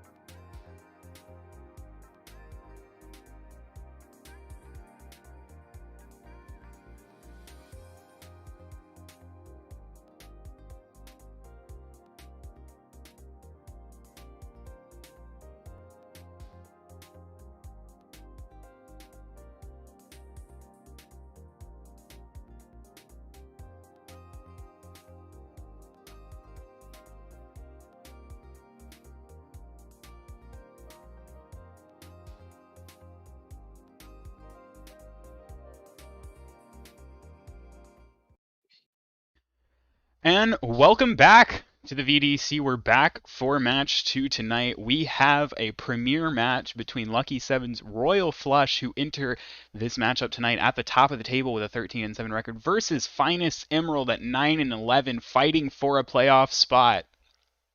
Once again, I'm Chill the Rose on your play-by-play. Joining me on color tonight for the second match as well is Nadesy. Nadesy, are you excited for our second match tonight? I am beyond excited. To clear the air a little bit, I am the AGM of L7 or Lucky 7, so I'll try and keep the bias to a minimum, but I'm beyond stoked to see my team play on the big screen tonight. Yeah, and a bit of an important game for both of these teams. They're the hold of the Royal Flush on the top spot is just one map above the Heroic Heroes and a couple of other teams who are one map below that. And of course, Emerald at 9-11 fighting to get back into playoff position. They're close, but they've got to reach for that in order to secure, a spot in the playoffs. They're still fighting. See what they can do here in this series. Our first map will be Icebox, which we will be getting into the agent select of shortly, I believe. We'll be starting with Royal Flush on defense. And it'll be Emerald on attack. So you're familiar with Royal Flush, being the AGM of their team and all. What can you tell me about some of the players on this team and anything you might know about Emerald as well? I can't say I know anything about Emerald, and I've only watched Royal Flush play once before, as I'm very recent to this position, but Shababs is about as cracked as you can come on Omen. I don't know if he's going to be able to bring that into the Icebox tonight, and clearly not as he insta-locks the Viper. John Lowell is about one of the best duelist mains you could ever see, and then Fox is definitely a very solid IGL, and the rest of the team plays well around them. They definitely put in a lot of effort, and according to the pre-match sheet, they practice from 8 a.m. to 6 p.m. Monday to Friday, or I think Saturday to Sunday. It's Monday to Sunday. It's almost every day of the week. Or Monday to Saturday. They take one day off a week. Clearly, we got a pro team on our hands here. I mean, it's paid off so far. Best record in Premier. Yeah, for a while they were stuck in a 1-1 curse. They would just not be able to get that second map, and it was usually just winning map 1 and then not being able to take map 2. And they've been able to kind of figure it out with these, I think, last 2 match days they've been able to go 2-0. So hoping to, kind of carry that momentum in against a team that's looking a little weaker now, not having seen Emerald play, but they're definitely 9-11, not super hot right now. So should be a good chance for them to kind of continue to carry that momentum. Emerald, though, will, this could be a big match for them if they can take a 2-0 even here, which, they have to earn that first. Would be huge in propelling themselves back into, solid playoff footing, or at least close to that. They've got 4 match days left, including this match right here, as we're seeing the comps get locked in. Already some interesting things. We've got duelists on both comps, Arena and a Jet, and then otherwise close to a mirror, but a KO from Fiddy instead of a Sage, which is an interesting pick in my mind. No Killjoy out of either side here. We're not seeing any of that sort of traditional, I think it's the G2 comp on this map. It might be the Ascend comp. Either way, the triple Sentinel comp that we've seen a lot of teams run with Viper that has been shown to have been very, very effective on Icebox. We're not going to see that from either side. We will, of course, see the Vipers and dueling Chambers, dueling Sovas. No Fade either. So maybe I'd call this a bit of an older but traditional comp, at least from what we see in in VCT matches and such. Solid comps all around, I'd say. What do you think? Yeah, I think definitely I would lean a little bit. They both have their strong points and their weak points. I think Royal Flush picked into a defensive heavy comp, knowing they're starting on D, and having that Sage is super critical with wall on both A and B sites when they're getting on offense. But then having the flashes off Fiddy and Ares will play super heavy for them when they're on our offensive side, being able to flash people off the angles. So we're going to start to see the push-up coming onto A. Everybody goes pistol on A on this map of Icebox. It is known. Nothing but a little bit of decay damage and a little chip done so far, as the first pick will go down. I think that's Ares getting the first pick. John Lol, though, will find Chewy Toad trying to push up with the spike. No progress onto site quite yet, but Fiddy will find Crazy. That's gonna, I think, maybe not, as John Lull will find JoJo, and then find another. John's on for 3 already. Could go for the ace in the very first pistol round here. Peeking out, spamming towards Hunter. Can't find the shots. Both players now left alive, very low. That's 4 for John. Going for the ace will go down, though, to the right clicks of Hunter, who's now left in the 1v2. Low HP, no spike. We'll see what he can do here.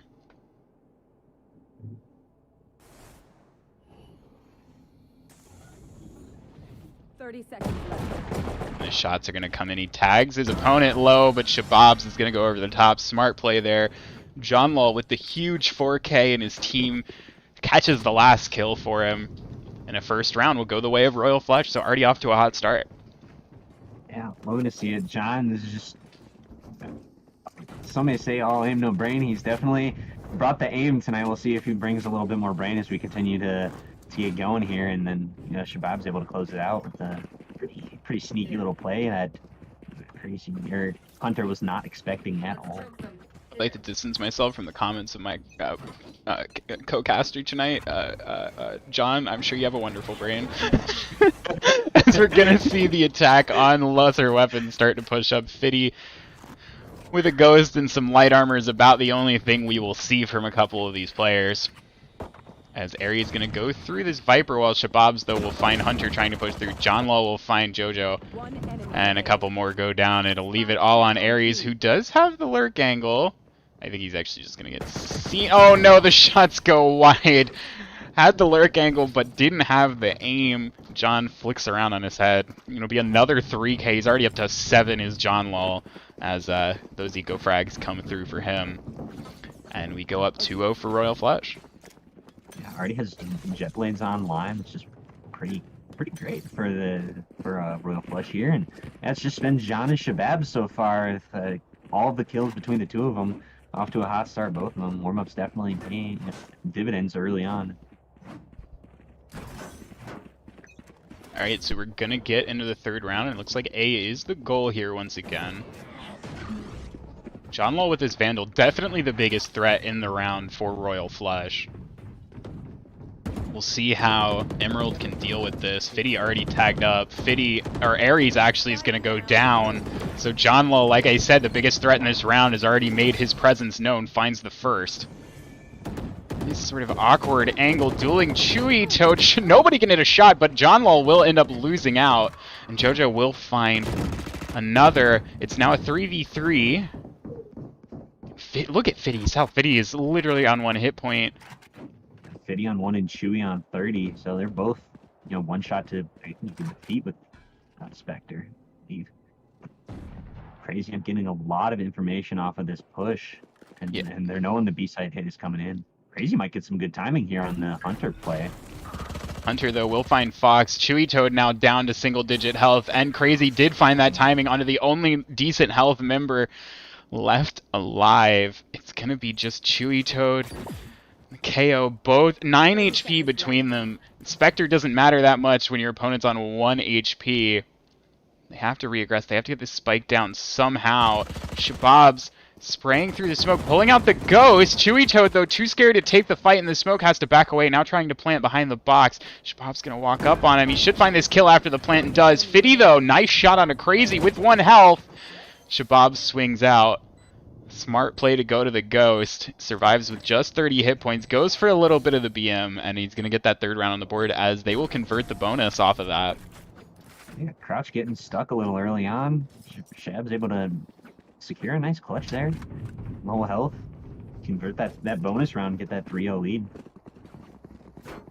Yeah, and that bonus is pretty big always economically. It's also gonna get John Lull an operator online. Meanwhile, of course, the attacking side scrapping for much of anything. I think the Spectre out of JoJo, and maybe the Marshal, and always the Headhunter, of course, from the Chamber. Those will be the only real notable threats. There are some Sheriffs, of course, which you never know.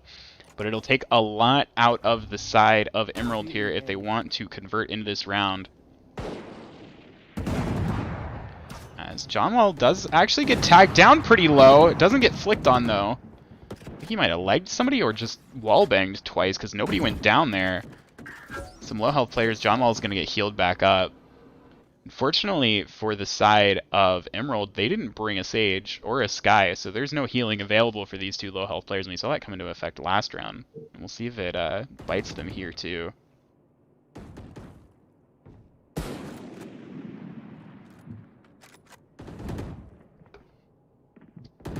Aries lurking out B long, gets taken by Gyrox, and that gives the man advantage over. And one of the fully healthy players, even two fully healthy, and then two pretty already dinked up. I think both had about 50 HP between the two of them.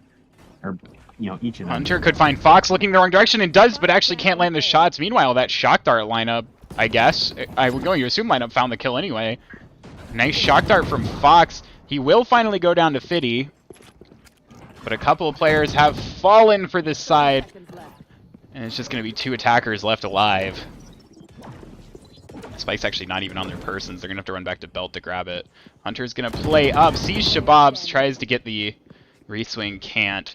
So Fiddy now in the 1v4 for Emerald with very little time left. This round is over. It was just a matter to see if he can get any exits, and he can't.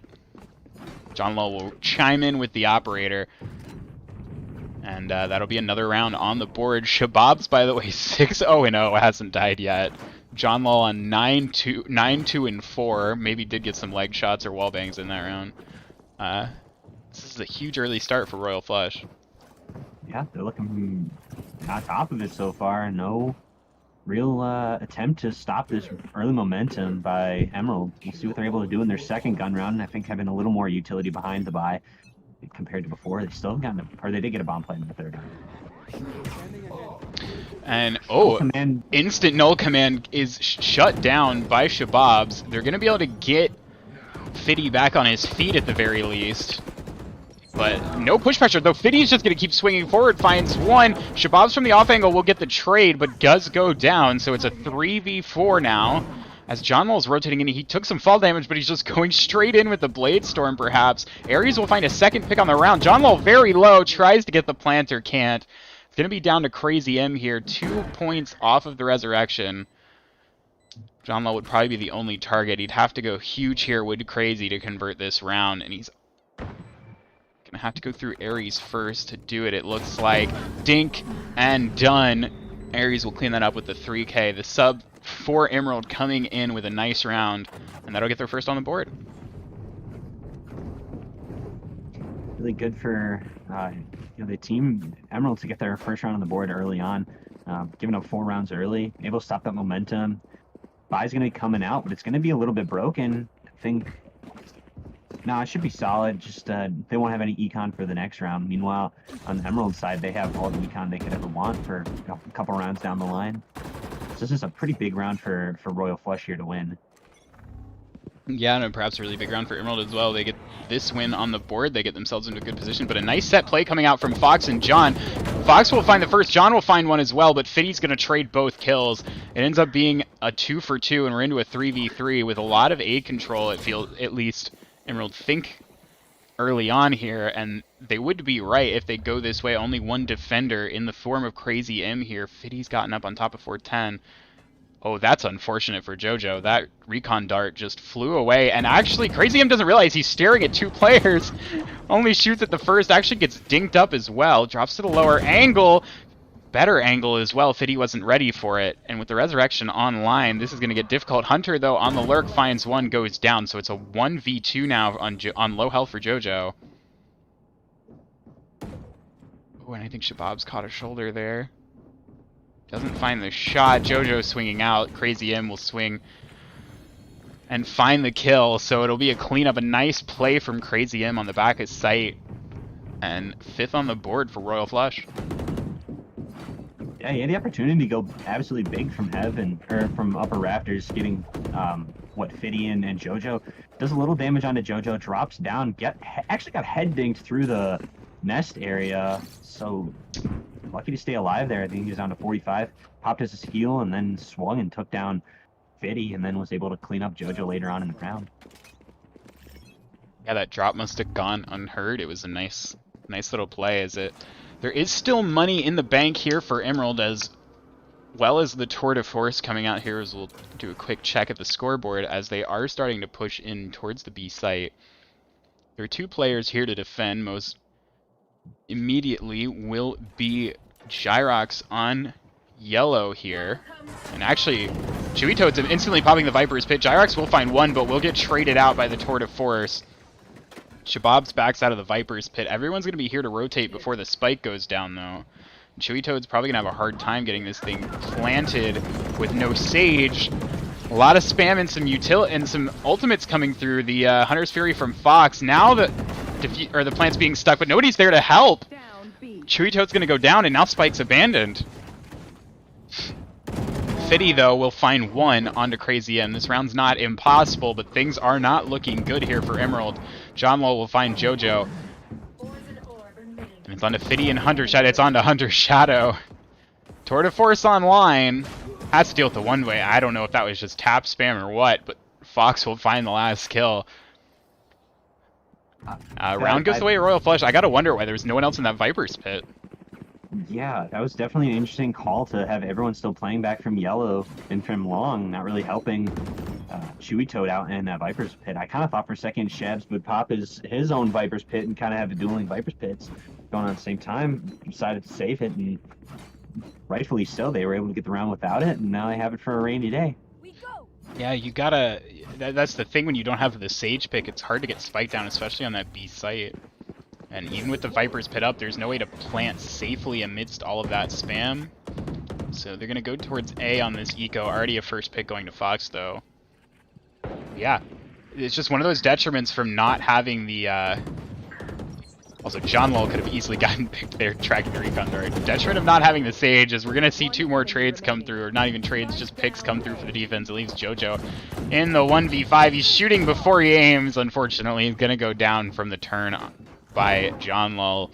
It's a flawless round for the defense, as the better guns reign supreme, and Royal Flush is looking like a difficult defense to crack right now. Yeah, that double Sentinel comp combined with Viper. I mean, the Viper's a quintessential pick on this map, but still playing very well with Shabs. I mean, he's got to hit your shots, and he's been doing very well so far. And I mean, 10-1-1's a pretty good scoreline. Yeah, not the best team in Premier for any reason. So yeah, they're off to a real strong start here, and we'll see what they're able to, how they're able to continue, and how big they can win this half. Nice little camera trick coming out, and Kid no Zombie command coming out. goated on the observing sticks, as I think he just not hit. Aries though finds the first pick onto Fox. Oh, I don't know if John Lowell's foot was sticking out or what, or just a nice spam angle, but that's a second pick by Aries. And they're actually just going to rotate back towards B. There's no way Royal Flush expect this. They should be able to get spiked down here. Again, though, it's this B site, which is always testy without a Sage wall. Nothing to block off that close angle, any angles, really. And that's actually going to get brought back in. Yeah, that space allows for the res, and they still can't get spiked down. Chewy Toad's taking a ton of damage. Chewy Toad's just gonna go down. This is what you get when you don't have a Sage on this map. Going B just becomes incredibly difficult. They will find a pick back into the round. That kill onto John would have been huge. Fitty will trade it. Shababs, though, with the defensive Viper's Pit's gonna start pushing up towards Spike. There's 33 seconds. They could choose to rotate off of this, and it looks like they're thinking about it. JoJo should find the backup. Shababs, though, and will. Shababs with the right idea, but the wrong timing, and actually they're just going to go back. Gyrox won't be here to spam this out, or might be. Again, they still have to get this spike down, which is never easy on this B site. Gyrox is here on the Overwatch angle, finds the pick onto JoJo. Hunter kind of has to just hard hold this angle. Can't really afford to plant. It's not safe. Might have to stick it here. Would have just enough time. Gyrox drops down at the close angle. Will find the shots with the Vandal. A nice secure 1v2. Nice 1v2 clutch, and furthermore a 5v3 end up being 5v4 with the resurrection, but once again punished for not having any way of getting spiked down on the B site. They're not pushing up to take space, and they're just trying to rely on the poison orbs or the toxic screens to get spiked down, and it's not really, I think not really is an understatement. It's not working out right now for the side of Emerald. They cannot get that spike down. They can't play their post plant. Yeah, I mean, it's very apparent they're not able to get the bomb plant at all. In 9 rounds we got 2 bomb plants, which is Not a recipe for success on your offensive side. I think their only round win coming after a kill win, no bomb plant at all. I think the spike might have been planted in that round. My memory, though, I do not know for certain. Either way, first pick already coming in for the defense. Chewy Toad, though, will find John pushed up. Actually given the Sova the operator as another pick goes down in mid onto typical Lurker and Hunter. JoJo's kind of slipped the net here, though. Fox has found Ares. Oh, no. Gyrox circling around. It's going to be all into Chewy Toad in the 1v4. He is on the rope here. Can't actually find the kill onto Fox. Both players go to their classics. Neither find the pick. Chewy Toad now still in this 1v3. Catches Fox not looking again. But can't get the kill with the right clicks. Fox will pull out the ghost. Shoot the head. Everything's going right for Royal Flush right now. They're up 9-1. Yeah, Shev's on that flank noted the bomb, so there was, I mean, zero chance. He was just gonna have to go for the kill win there. Trying to force it with the right click classic. Fox just able to dip, dive, duck, and dodge around the box and secured the round win himself with the ghost. Yeah, this has been a really, really rough start for Emerald in this first map of Icebox. Again, they're fighting to get back into a playoff position. They could really use at least one of these maps. But so far, not so good. As they're going to go for the eco hit onto B here.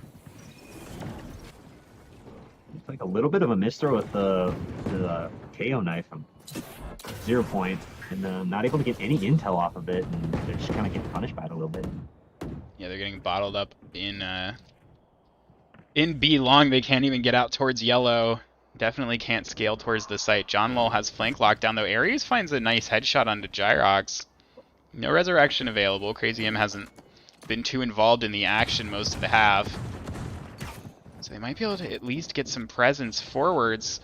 Spike is tapped. It's just a bait. They're going to be a 1-for-1, and they make that a 2-for-1 as Crazy and we'll find 2. Ares is going to have to clutch up huge, and unfortunately can't find that kill onto the dashing John Lull. Can't dismiss away from the Hunter's Fury goes down. It was a nice attempt, and I thought they'd actually be able to get Spike down there, but alas, 'twas not to be. It's a 10-1 half so far. They're really going to need this second at a minimum. Will Emerald. Yeah, and the way things have been going, it's definitely going to be an incredibly tough task that's on their plate. I mean, everyone on Royal Flush right now popping off. Gyrox, the only one kind of, he's been their B player, and they've only beat 2 or 3 times, so he's kind of just been chilling with 5 kills on the half. Everyone else had double digits or damn near close. As early flurry of shots come through, nobody, though, goes down. They're going to shoot Recon Bolt, which does get shot. They're not peeking with those on the timing, though they will find the first pick onto Shababs. The Hunter's Fury as well is going to force back John Lull. Never mind, John Lull does not get forced back. He chooses to go forward. Ares, though, from the pipes position will take him down. Fox, though, will find Ares. They're going to go for the top of 410 Viper's Pit, and they're going to start to try to plant. Chewy Toad is incredibly low and is going to get marked by the Owl Drone. That is unfortunate. There's going to be another 1-for-1. It's a 2v2 now. If the trades will ever stop coming in, I'll take a breath. As I think both defensive players here might have operators out. Yeah, Tour de Force and an operator online. Spike is left on site. They've got to push back up. Gyrox misses the first try and the second. So now Fox has to retake straight up, at least once the spike is planted. He's going to have to retake with the operator. They're still worried he's close. They'll get across. They've lost his position, but they can get Spike down here.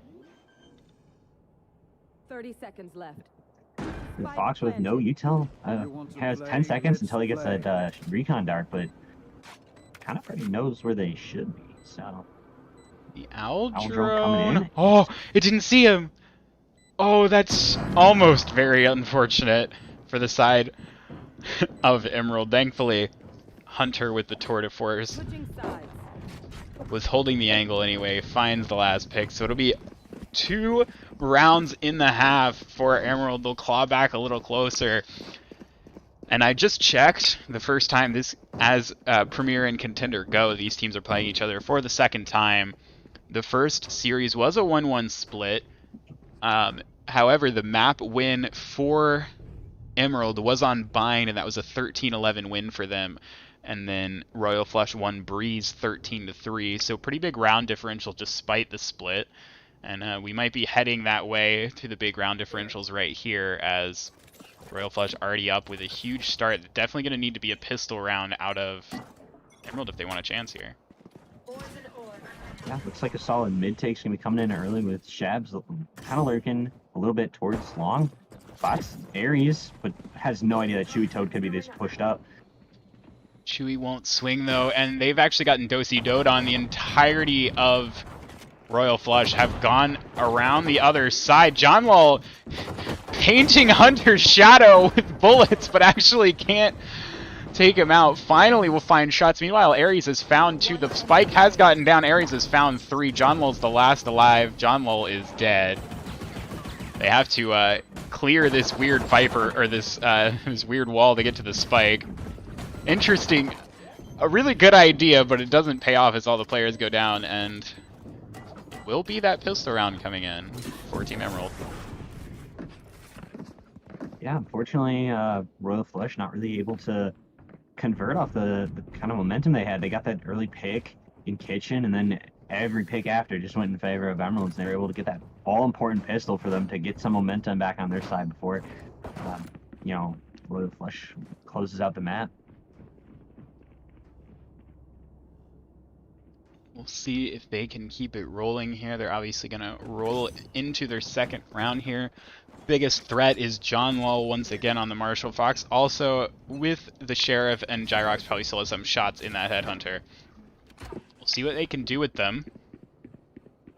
Mostly Spectres from the other side. Hunter's Shadow though, I think, yeah, just using the Headhunter here. As they're going to split their focus. Chewy Toad, I think, has just seen at least 2 or 3 players. It's going to fall back.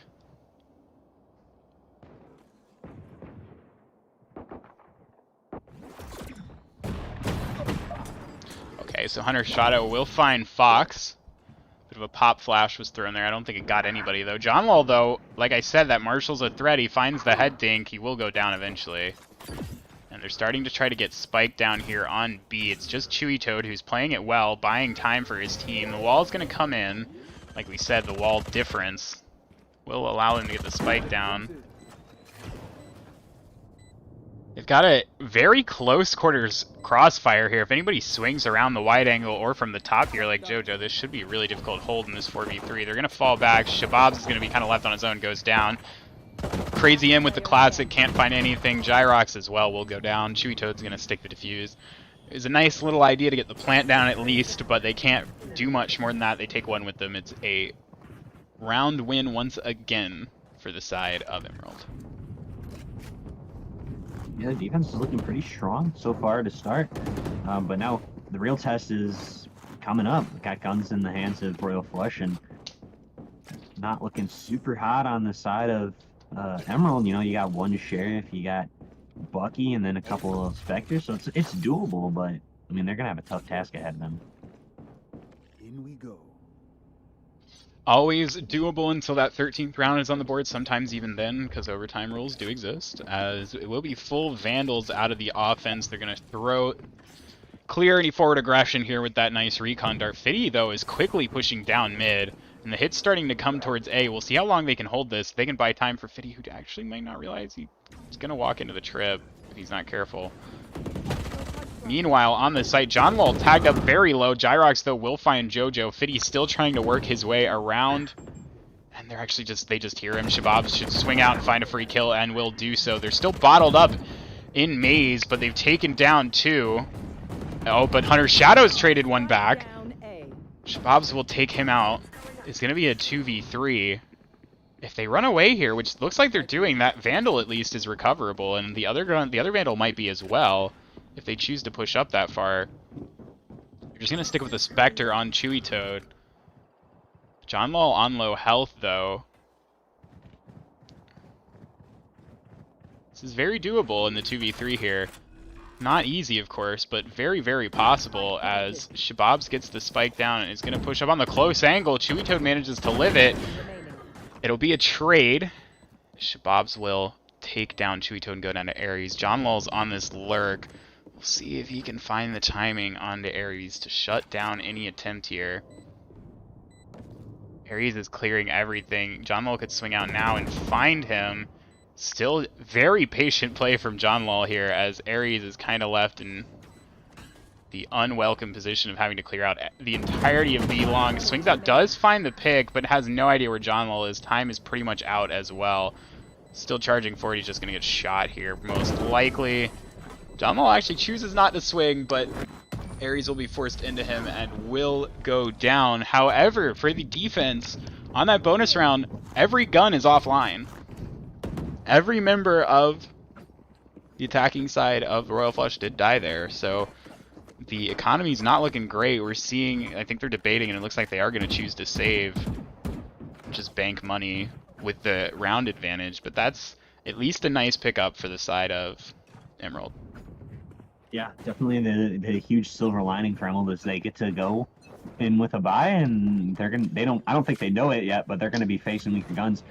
One pretty good advantage that Royal Flush has here is if they get plant, they do have Viper's Pit. They can throw it down and kind of play around that, but Fiddy taking Fox down early. We will see what they can do with this sort of eco buy, some marshals, some sheriffs. It's going to be a tough ask, but not really an ask they have to answer by any stretch of the imagination, as they do have that huge round lead. To fall back on Ares will eventually find another pick onto Shababs. Crazy M tries to go for the orb, goes down. John Lol does find it. John Lol and this Marshal seem to find at least one pick every round he pulls it out. He'll get the headshot on the Hunter's Shadow. Yeah, that's a little bit of econ damage that'll go in favor of them going into future rounds. Yeah. Don't think the impact will be that huge, however, unless they can take down a few more.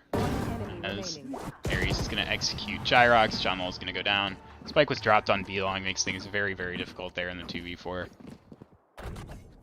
So a little bit of damage to the economy, which could come forward if they lose this round, Emerald. But they do have a decent bank lined up. I think most of them would at least be able to force up a buy.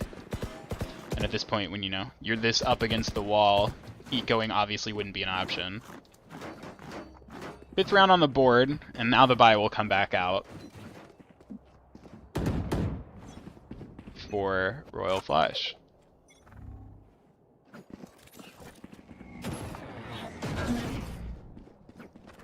Looks like they kind of position themselves for an early mid take.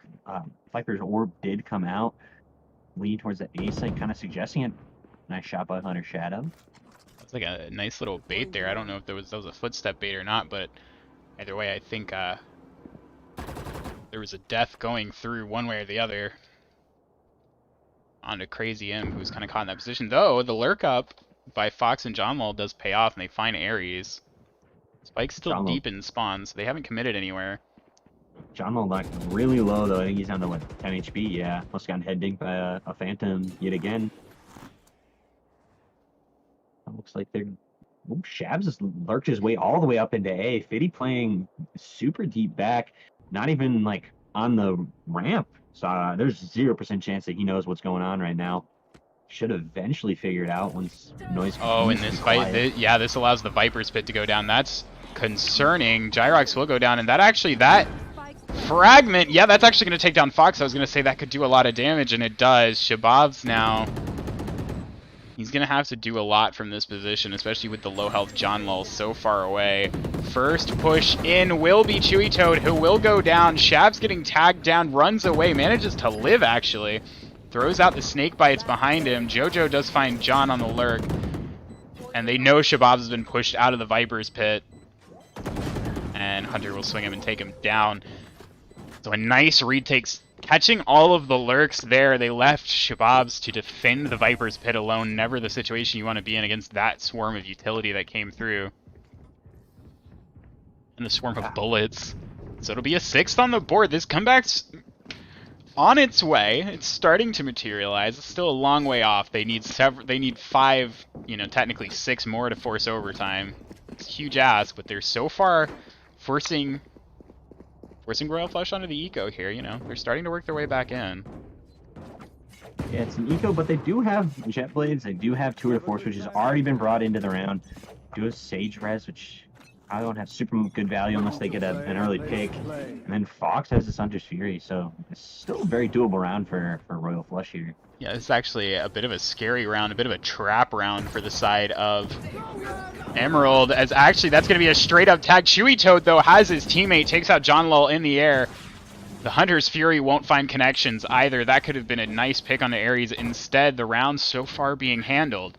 As the re-aggression starts to come through, nice peak timing by Ares, takes down Fox, trying to go for the utility usage. Ares should be going down here, but we'll get away with it.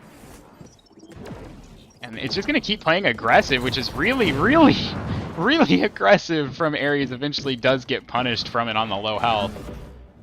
That 0 point, though, will take the Tour de Force offline, and they're kind of trapped here now in Belong. Couple of low health members. Resurrection's available. I'm not sure if they choose to use it here, though. And Shabs gets tagged again, so even lower now.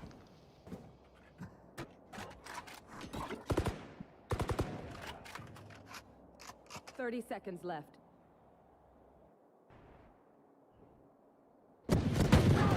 Toxic Scream goes back up. Shabs does find Chewy Toad with 3 low health members. They're going to get Fox back on his feet. Hunter, though, is pushed forward. Found one, gotten traded. So actually this round suddenly becoming a concern for the defense.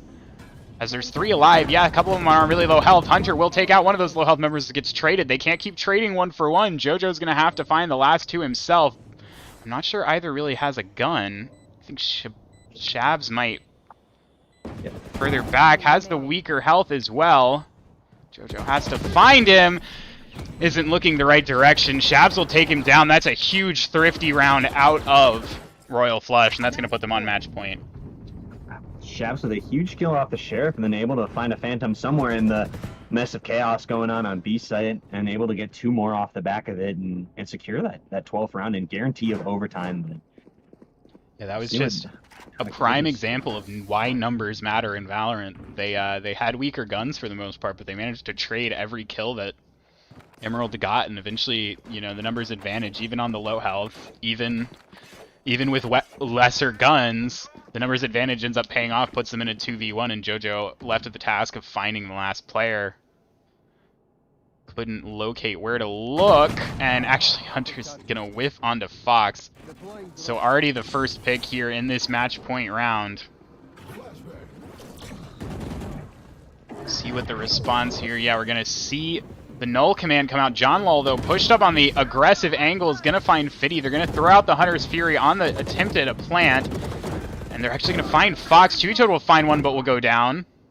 And Ares just has his knife out. John Lull finds another. That'll be everybody going down. It's going to be a 13-6 as Royal Flush will convert the round.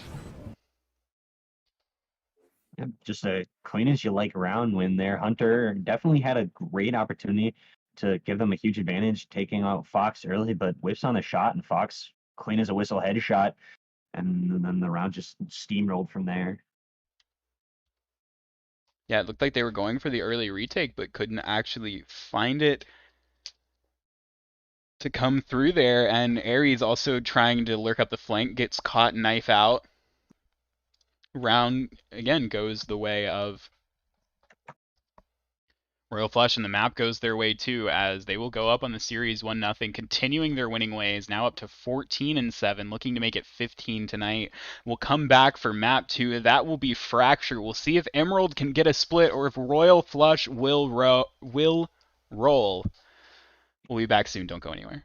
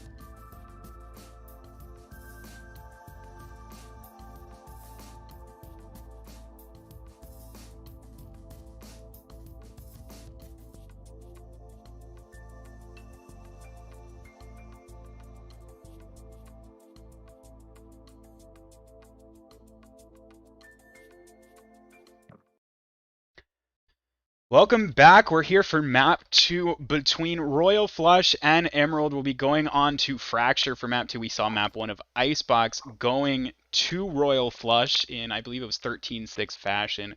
I am Chill the Rose once again on play-by-play. Joining me on color is Nadesy for map 2 again. Nadesy, are you ready for map 2? I am beyond excited. Fracture is kind of a secret favorite of mine. I know everyone hates it, but I think it's a pretty interesting map, and so I'm excited to see how, higher level teams bring it into play. I really like Fracture too. I don't understand the hate for it, but I'm excited to get into it. I hope we see some neon here. I really like the neon pick on Fracture. I think it's a lot of fun. We're gonna check out the compositions here shortly as we are getting ourselves into Agent Select. As a instant lock in there from Fiddy on the Rays. What are you looking to see from composition so far? I mean, I see the entirety of Emerald have already hovered what they're looking for, and it looks like we're gonna have 5 fades on the side of Royal Flush right now. What kind of picks do you think we're expecting? I'm actually shocked to see Killjoy come into play, especially with Breach being such a crucial, agent on this map. That aftershock just destroys, the KJL, which is, 8 rounds of, ult farming gone down, or however long it actually takes you to get them. This is a comp with Royal Flush that we discussed, having a Brim and then 5 or 4 Yorus. So glad they're actually bringing it out into gameplay. This is definitely a huge meta change that everyone's gonna be shocked to see. If only you could bring 4 Yorus. The chaos would be immaculate. Unfortunately, I don't think that's quite the direction they're going to be going here. It does look like neither team's going to go for the neon. I think this looks like the composition that they're going to lock in. Of course, you never know. The game is going to scream at them for not having their choices in a second. Yeah, I mean, for both teams, pretty standard comps. Not a huge fan of the KJ, but one agent I do love on this map is a KO combined with that Breach. I think they play off each other super well, and it's a really underrated combination that I don't think you really see enough of in my perspective. You're not going to see it in this game either, as we're starting to get into the game. We do have the matching, well, not matching, but all the Pride icons out from Royal Flush. Happy Pride Month, everyone, as it is winding down, as we're getting into Fracture. And I will note, I think this Jet pick is very interesting. Jet's kind of fallen out of favor on Fracture pretty largely, but John wants to go with it here and will choose to do so. What do you think about it? It's definitely an interesting choice. Last time I was lucky enough to watch Royal Flush, one of the players was streaming it. They played Split and they had Rays on Split, so maybe it's just John's just not feeling his blast pack ability today, and that's why he kind of switched over to Old Reliable, but yeah, definitely a little bit of an interesting decision there.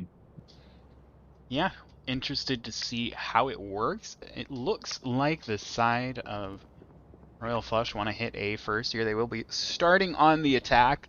They already won map 1 13-6 and are continuing to roll. They will be guaranteed at least a split of first place after tonight, as they came in with a 1 map lead for first place, and they will maintain at least a tie.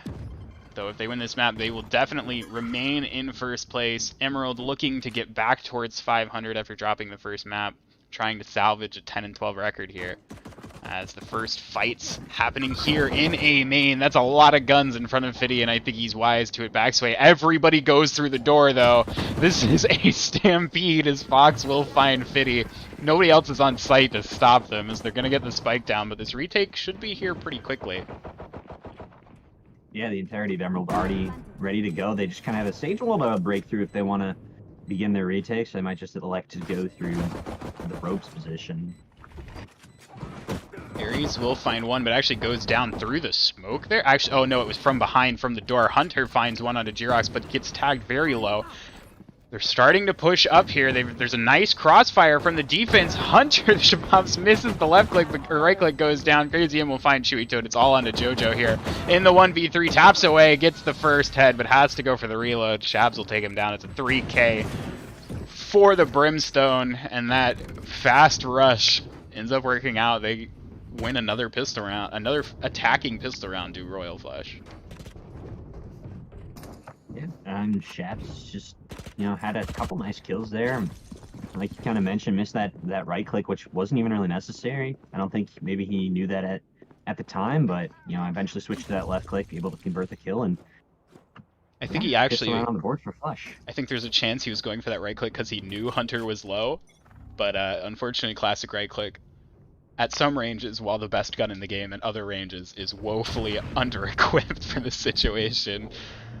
There are 4 players here from the defense ready to catch what looks to be an A push, as they're already through to sand. John Wall is going to lead the charge here into the site. We'll see. He's going to be walking into everybody. Takes a dink, goes down to Aries. Fox will find the kill. Crazy M, though, dinked, will find 2. That should stabilize the round here. Shabs will swing around on Hunter. Chewy Toad in spawn with the classic. Gonna have to come up with 1v4 magic if they want to turn this unexpected round win, and will not. Fox took one damage. Is that right? Definitely looks like he. Oh yeah, because he ran through the incendiary placed in a door, or not a door, a link. And so you just get a little nick, and then lost 1 point. I'm not sure I've ever seen someone take exactly 1 damage. That's pretty hard to Definitely do. impressive. Yeah. It's pretty hard to do. Most things do more damage than that. That's all I can think of that he would have taken 1 damage on. Other than that, beyond me. Maybe a really close small wall bang with a classic. Either way, it'll be guns on the board for Emerald, as they'll hope to convert this round where they could not in the pistol, but a nice utility combo from the attacking side's gonna get Chewy low. Can't quite get him down on the ground. That was a nice and well thought out combo. Yeah, and it worked wonders. Royal Flush, and oh, Shabs just lurked all the way up, finds the free kill. So actually, Chewy Toad does eventually go down. They have no idea. Shabs has just shrunk back into the night. Smart play by him, and a really nice utility combo that almost took out player alone. And Shabs finds another on the lurk. Jojo will finally shut down Fox, but the hit's not even on B. The hit is on A, and the spike's going to go down here as the wall goes up. Shabs is going to be a thorn in the side of these last 2 players towards the B site. They have to rotate away. They have no choice. They just have to hope they don't get shot in the back on the timing. And they're gonna. It's just a matter of if they can clear these positions and push up fast enough. It looks like they've just cleared the corner. If Fiddy walks out too far to the left, he is going to get shot in the back. As Shabs, yeah. Oh, but he can't actually find the kill. Spams a lot of bullets that direction. Fiddy's going to throw the boombot. They've got to start pushing forward onto site. They can't really worry about him for that long. You're actually, well, I say that they're going to dedicate Jojo to doing it, and he can't take him down. John's going to find Fiddy. It's going to be another bonus round conversion as John will take down Hunter. Huge play from Shabs on the B site, and that nice little utility combo they had that almost took down Chewy Toad. Got, you know, helped Shabs get that kill. A lot of distraction drawn to the B main side. What a nice little set play. Yeah, it worked almost to a T. It ended up working to a T later on, but yeah, I don't know how those smokes played out that Shabs was able to just kind of snake his way through. It was a little bit of a, you know, caterpillar trail, and he kind of just walked out, got 1, went up tower, got 2, and yeah, huge backstabs. That's how you lose those kind of rounds. Better guns, but if they can close the angles on you, or, you know, especially find you looking the other direction, the Spectre is plenty adequate to take you down quickly. You see some aggression, and John Lul's here waiting for this, and so is Jirox. No chance for Fiddy there to find both, and let alone 1. He goes down, but a trade from Hunter. John Lull was kind of looking at the floor. Might have been clearing an angle, or might have been trying to grab the Sheriff. We hope not. But the hit's not going towards A. It is starting to creep up towards B. Crazy does have that res if he likes to double back, but I think they're too far committed to this B side, so you should see it coming pretty quick. Chewy, nice dink there on a Gyrox. Fortunately, Chewy will be orbital strike out of position, but Ares is going to push out and take down Gyrox, so it's still a 3v3 here. This isn't easy by any means. Jojo is going to take down Shabs, who tried to lure through a smoke again. Bit of a interesting choice. It's still gonna be a 2v2 with the better guns online. Crazy will find 1. Hunter can't find a trade. So that things got dicey, but they do manage to convert the round. They're gonna go up 4-0 once again to Royal Flush. We saw this on Icebox. This exact first 4 rounds went in their favor. For a second, I thought that decision by Shabs to push up was going to punish them harder, but thankfully they were able to stabilize, and the last two players, even with the one rifle they collected, weren't able to do enough. Crazy M comes up with a nice couple of picks. And, yeah. Round in favor of Royal Flush. Yeah, by coming back out for Emerald here, and this is a really good opportunity for them. They got the 2 of the force, so they still have a little bit of econ behind it. Shabs just runs up and takes out JoJo. They should control Garnered, and they're going to give it up, kind of unknowingly to Emerald. Hunter is really paranoid about this dish. It is smoked off, and they actually hear the ring of the Tour de Force, and they start running the other direction, do most of these members. They're going to actually leave 2 lurkers. We'll see if they can get through Chewy's utility. As well as that Molotov. Those would be the incendiary. Those will be the biggest hamper, but Shabs has actually dropped in on Hunter. He's lurking through a smoke again. We'll see, yeah, you might... Oh, actually won't find Ares, and Fox will go down as well, so now things aren't looking so good for Royal Flush. They were starting to make it back towards that A site, but with both players down, they don't have security over it anymore. John has dashed in. We'll see if he can win the duel. He will. That's a huge pick. That gives them site access. They are holding the orbital strike here, though, to stop the plant, but John Lul's close. He takes down Fiddy. Gyrox will go down. Crazy planning in the corner. Planted. It's going to be on to Ares here, the substitute player trying to come in clutch for this team. 1v2 to deal with in front of him. This angle by John is always tough to deal with. Sees him, though. Will he get swung from behind? Crazy's not really in position to. He can kind of just ignore John for now, but kind of goes for the jump peek. And will go down. Somehow got pretty close to getting that frag. But yeah, it doesn't work out for if it's going to be around for Royal Flush. They're up 5-0. It's a very similar start to Icebox that you kind of alluded to. Just pretty early domination from Royal Flush. No rounds getting super close. That last one got into a 1-on-2, which Ares was unable to close. But I mean, we have seen some closer rounds. The last two, both with 2 members alive. There were chances. But they still ultimately get converted by Royal Flush, whose early round plays, I have to say, have been really good so far. Yeah, mid rounds kind of a little shaky. We'll see if they're able to kind of eventually merge and make sure their mid rounds are good too. Looks like arcade hits coming in slowly. Fox lurking. John takes down Ares towards that canteen area.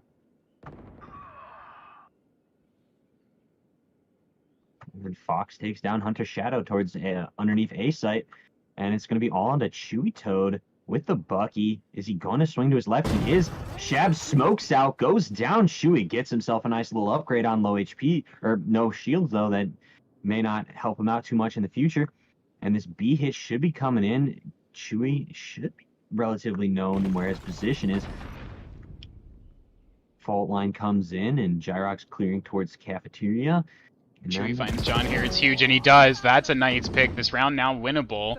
Chewy knows there's at least one behind him. The res comes through, but Chewy's found a third. So far, on for 3. Could be on for 4. Could be on for the 6K even. Gonna get pushed by Crazy, though. Will not find that frag. JoJo, meanwhile, though, has found Fox. This plant's not gonna be easy either.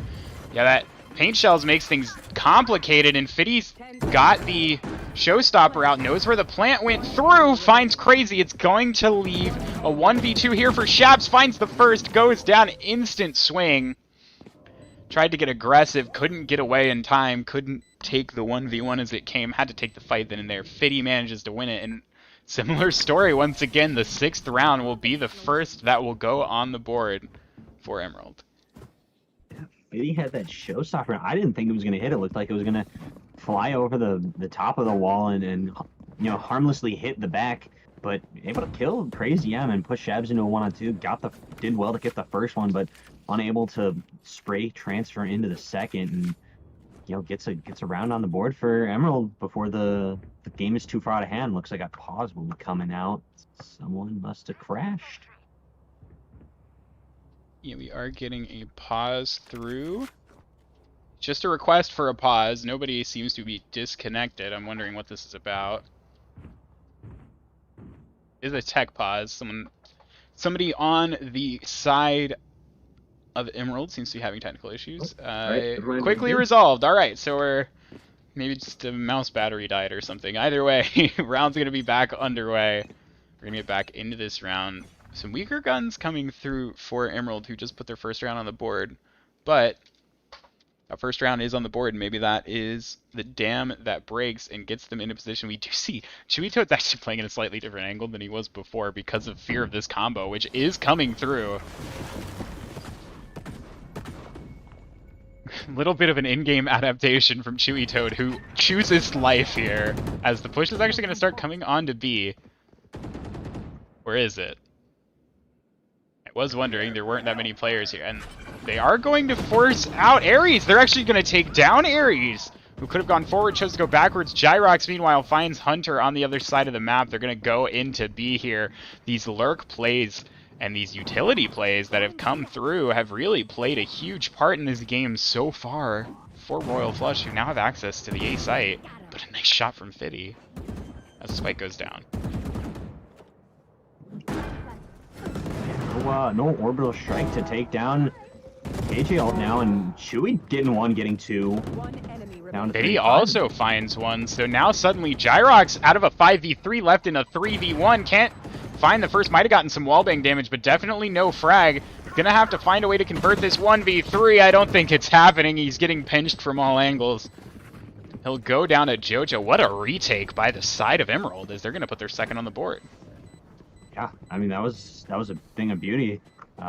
Fiddy getting that nice shot into Fox, kind of overextending into the rope, and then Chewy just hitting two beautiful shots. One on to, I believe it was Shabs towards Dish, and then John Lowe playing up on the elevated position right outside Link, and then the rest was history.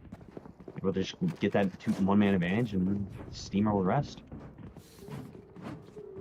Yeah, a very nice round, a very, in a sense, needed round. This doesn't quite force Royal Flush onto the eco, and it might not even next round if they can get spiked down. They do have, as always, the Tour de Force and Blade Storm to fall back on. That's one of the nice features of the Jet on this map, and of course the Chamber that we always see. So this will be Blade Storm eco, but they're going to start pushing up. Fiddy will find the first. So finally, one of the few times I think the first pick has gone the way of Emerald, and that could be huge in this round, as it looks may like. not last long. They just one off of Rez, gets that ult, brings back Ooh, Fox, who's just dropped, and back into an even man advantage. they will go for that. We'll see if they go for the resurrection as well. I think they want to. John's also going to get healed up, who got tagged by the operator. It's a good call out on the resurrection. It does come through. John throws the gun back over. He's sticking with the Blade Storm. Still got 4 knives. He's going to cross blindly as the rest of the team starts to reset and try to figure out what they're going to do in this round. Where do you think they should go, Nadesy, to make an impact here? I think they've been having a lot of success on the A side. The last round didn't go in their favor, but I think they take down Chamber playing on site by himself, and then get that smoke towards Sans Link combo. They should be able to get the plant down and play off the back of that. You know, it's easier said than done. Hunter Shadow's been playing pretty well on Icebox. I thought not off to the same start so far. And Shab's able to take down Hunter Shadow up on that heaven position. Yeah, he will go down. Fiddy will find one, which could be nice, and especially with the breach offline, yeah, they can now go for this lockdown, which makes things complicated. But John has just found 2 in sand bursting through the door. That's a nice pick. They can all just fall back to A main, play for the spike. Nobody's going to get tagged by this lockdown. Meanwhile, the defenders have to push forward and over it. This makes things very, very difficult for them. Chewy, though, finds the first, so the round's still possible here. He's going to tap. His turret actually could have taken down John Dudson. He does almost find 2, though, with the rifle. Fiddy could pull the trigger now and do a lot of damage to Gyrox, but won't. It's going to be a lot for him to come through with this round, accepts his death as the double swing comes through. Nice play out of the round. The Sage Wall provides some nice value, allows them to get off site. With the lockdown having no impact, perhaps maybe should have tried to get it a little further forward, but either way, it's another round on the board for Royal Flush. Yeah, I mean, Fiddy had a real strong start to the round, taking out Fox, taking him down twice that round actually after the res came in. But the rest of the team just kind of not able to bring too many kills, and also Zhang getting 2 on the Sands position. You know, just turn what was a doable retake into no chance of a retake at all. We're actually going to see a huge fight in B main. I wanted to talk about John's play, but instead we've got this duel in the smoke. First pick's actually going to go to Ares. Chewy finds John. This round's suddenly slipping away from the attack already. Thankfully, Crazy M can recover the spike here. They've actually got a flanker coming fast. Ares should be getting shot in the back soon. Oh, he is, but he's not dead. His Chewy Toad's going to swing Shababs. He'll go down. The round is now 4v3. Shabs will find a second. Jojo does eventually trade. There's no res available here as they start to make their way back towards A. Nobody hears this, actually. They've completely abandoned the A site. Have Emerald, unfortunately for them. So this spike will go down, and it's going to be a 3v2 retake with the retakers all coming from the far side of the map. And Trademark completely avoided, so they're not going to know until after the plant is... Oh, I spoke too soon. Bomb goes down, though, and... one of those, so it's a very winnable situation for Royal Flush right here to get that 7th, secure that first half win. Does look like they might both be playing up though, which is a bit worrying with the Showstopper online. We'll see if they choose to continue on that path. The Showstopper will be coming from Drop and Fitty. He's gonna throw in the paint shells. Crazy M does find the first pick of the retake though, and Jirox looking for the head. He'll be able to actually teleport away, and the cover saves Crazy, who will finally go down. The time is ticking, though. All Jirox has to do is hold his nerve. He's going to swing here on the late timing. Gets tagged up heavily, but there's no time left. Fitty's got nothing to do but try to take him down. Can't do so. Will die himself. It's a nice play from the side of Royal Flush, again with 2 alive. Emerald abandoned the site, and they found it. Yeah, great round. Shabs with that nice lurk underneath the entirety of the B site, getting 2 there. Almost had the 3rd onto the low, I believe it was Jojo.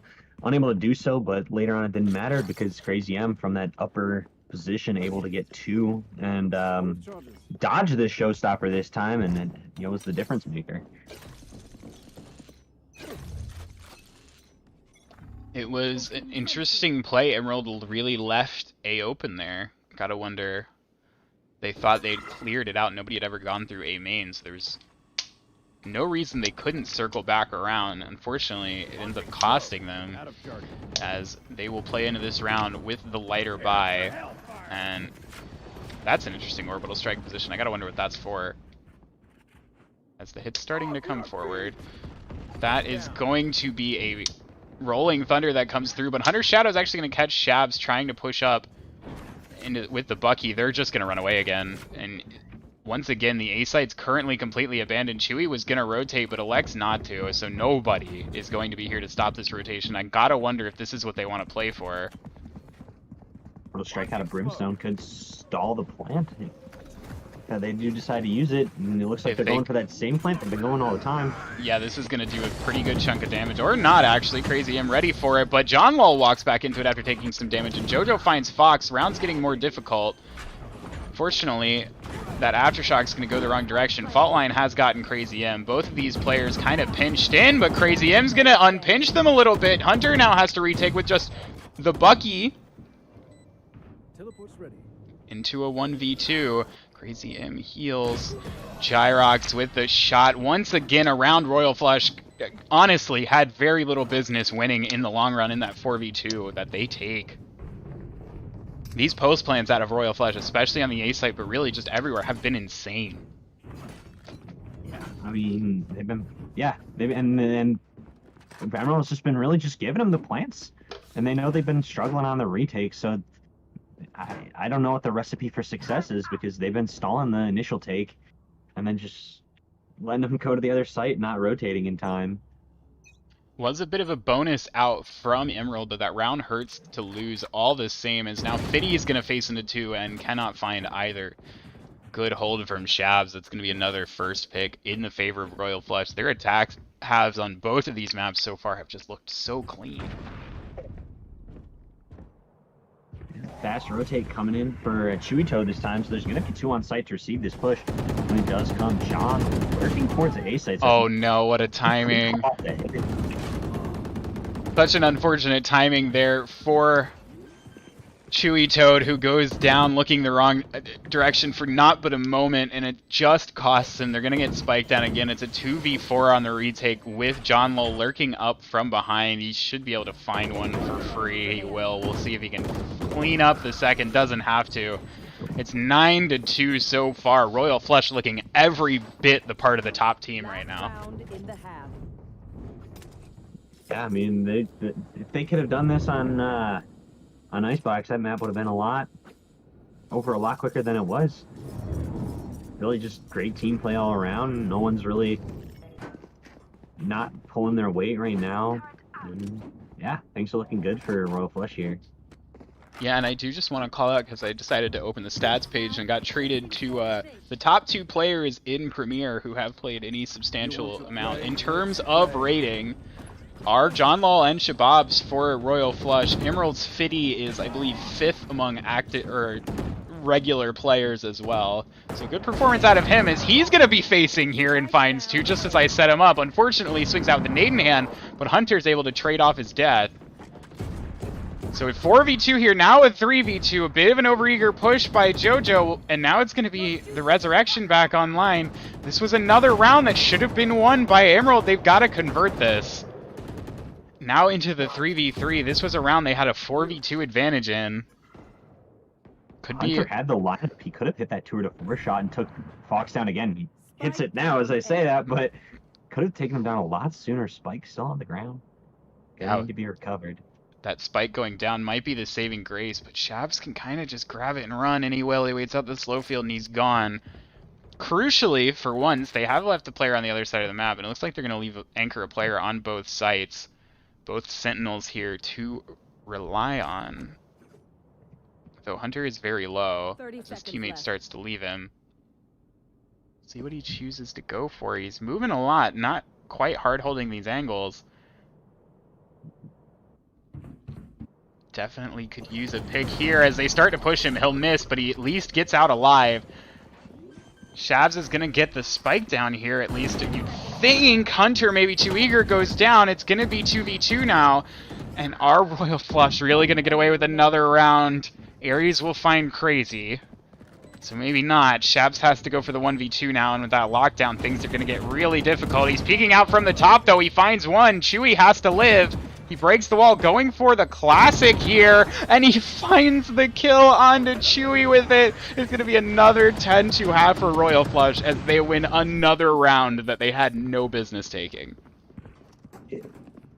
I don't know what to say other than Shabs is insane, man. That was... Yeah, he had no business winning that round. Hit the clean headshot onto Ares and then broke his own teammate's wall and double right click. Connects the 2 shots, convert that 1v2 clutch in a 10-2. Both maps, going that way. It's very impressive. And this has got to be a frustrating feeling for Emerald. They've done everything right in the early and mid rounds, especially the second half of that half, I guess, those last 6 rounds, and they just couldn't find a round win. Here. You got to wonder that play from JoJo, if that's a frustration play. He Rolling Thundered through, tried to get aggressive on it, and they're going to get aggressive here on the John Lowell, who is full blinded, but will continue to play aggressive. Why not? You've got lots of rounds to work with, and he's been doing very well. He will go down, though, so this should give some access to the site. That's an interesting defensive smoke, and Shabs actually finds Ares, finds Fitty as well. Shabs is just on one this game. You don't usually see your Brimstone doing all of this work. He's also going to walk into Chewy here. Thankfully for Chewy, Chewy had the better angle and the better right click. Oh, gets caught in the open. And JoJo's actually going to get walled off. Not a perfect wall, though, but kind of a one-way. And the fault line makes things very difficult. Gyrox and Fox clean it up. Crazy M will stick the defuse. A nicely played retake. And Shabs, once again, with 2 huge frags. Dude is just on a tear, 22-8. Yeah, he is a very cracked smokes player. I think in his sheet he did mention that. Oh, that's Omen, so not super relevant tonight, but hopefully we'll see that in the playoffs, assuming they do make it. I think a win in this match might at least get close to locking them into playoffs. It's Still 3 match days left. Their lead won't be huge, but there's a chance, I think, depending on results. Either way, with that pistol win, things look very, very difficult for the defense. Shabs will find the first as well with his incendiary. Hunter, though, who was very reliable for trades on Icebox, gets a trade here, and Shabs is going to actually get the dink onto Chewy, and I think got some damage as well onto Jojo, but does go down, so a 4v3 now. We'll see how long this lasts, as there's about... Oh. Crazy M just wants to go under. Nobody's looking at it. We'll see what he can do from that position. He's not... Nobody's looking! Chewy Toad's not looking, and he's gonna go down. That's a backbreaker. We'll see if Crazy M can survive in this position. Every second he buys makes this more difficult. He targets the right person first. Does eventually go down. Meanwhile, Gyrox finds Ares. Hunter lucky to get around that corner alive. John's just going to hold close with the shorty. This is not going to be a fun time for Hunter, I don't think, who is slow clearing the angle, so should see the barrel. Chooses to creep away. Oh no, gets peeked. 30 seconds left. John's going to start closing distance with the shorty. He has been tagged once, but the shorty comes through at range. It is 12 on the board. We are closing in on a pretty quick and easy 2-0 for Royal Flush here with another conversion. And I think that breaks the attacking money as well. I mean, they're gonna bring a Vandal. They're gonna bring in a decent amount. Not super sure on their util they're bringing in, but definitely doable. The Vandal pretty much outranks anything that Lucky Set or Royal Flush has right now. And no one's really close on ults on either side, so it could go either way, really. Yeah, maybe a bit more of an even buy, just due to the fact that it's all Spectres from the defense. But they're going to have to make that Vandal do some work and find some other frags as they're going hard into A. Fiddy has found room on site, doesn't know Gyrox is on top of him, and Gyrox will make him pay for it. Takes down 2. This round just gets more difficult as Jojo... Oh, could have found 2 on a lineup. I think he got John Mull's head there. Even with the Spectre rate of fire, though, can't find 2. It's a 5v2. This would have to be a huge play. Make that a 1v5. Chewy will be gifted the first, but it's going to need more than that. Finds the second, runs out of bullets. Gyrox runs him down. It is 13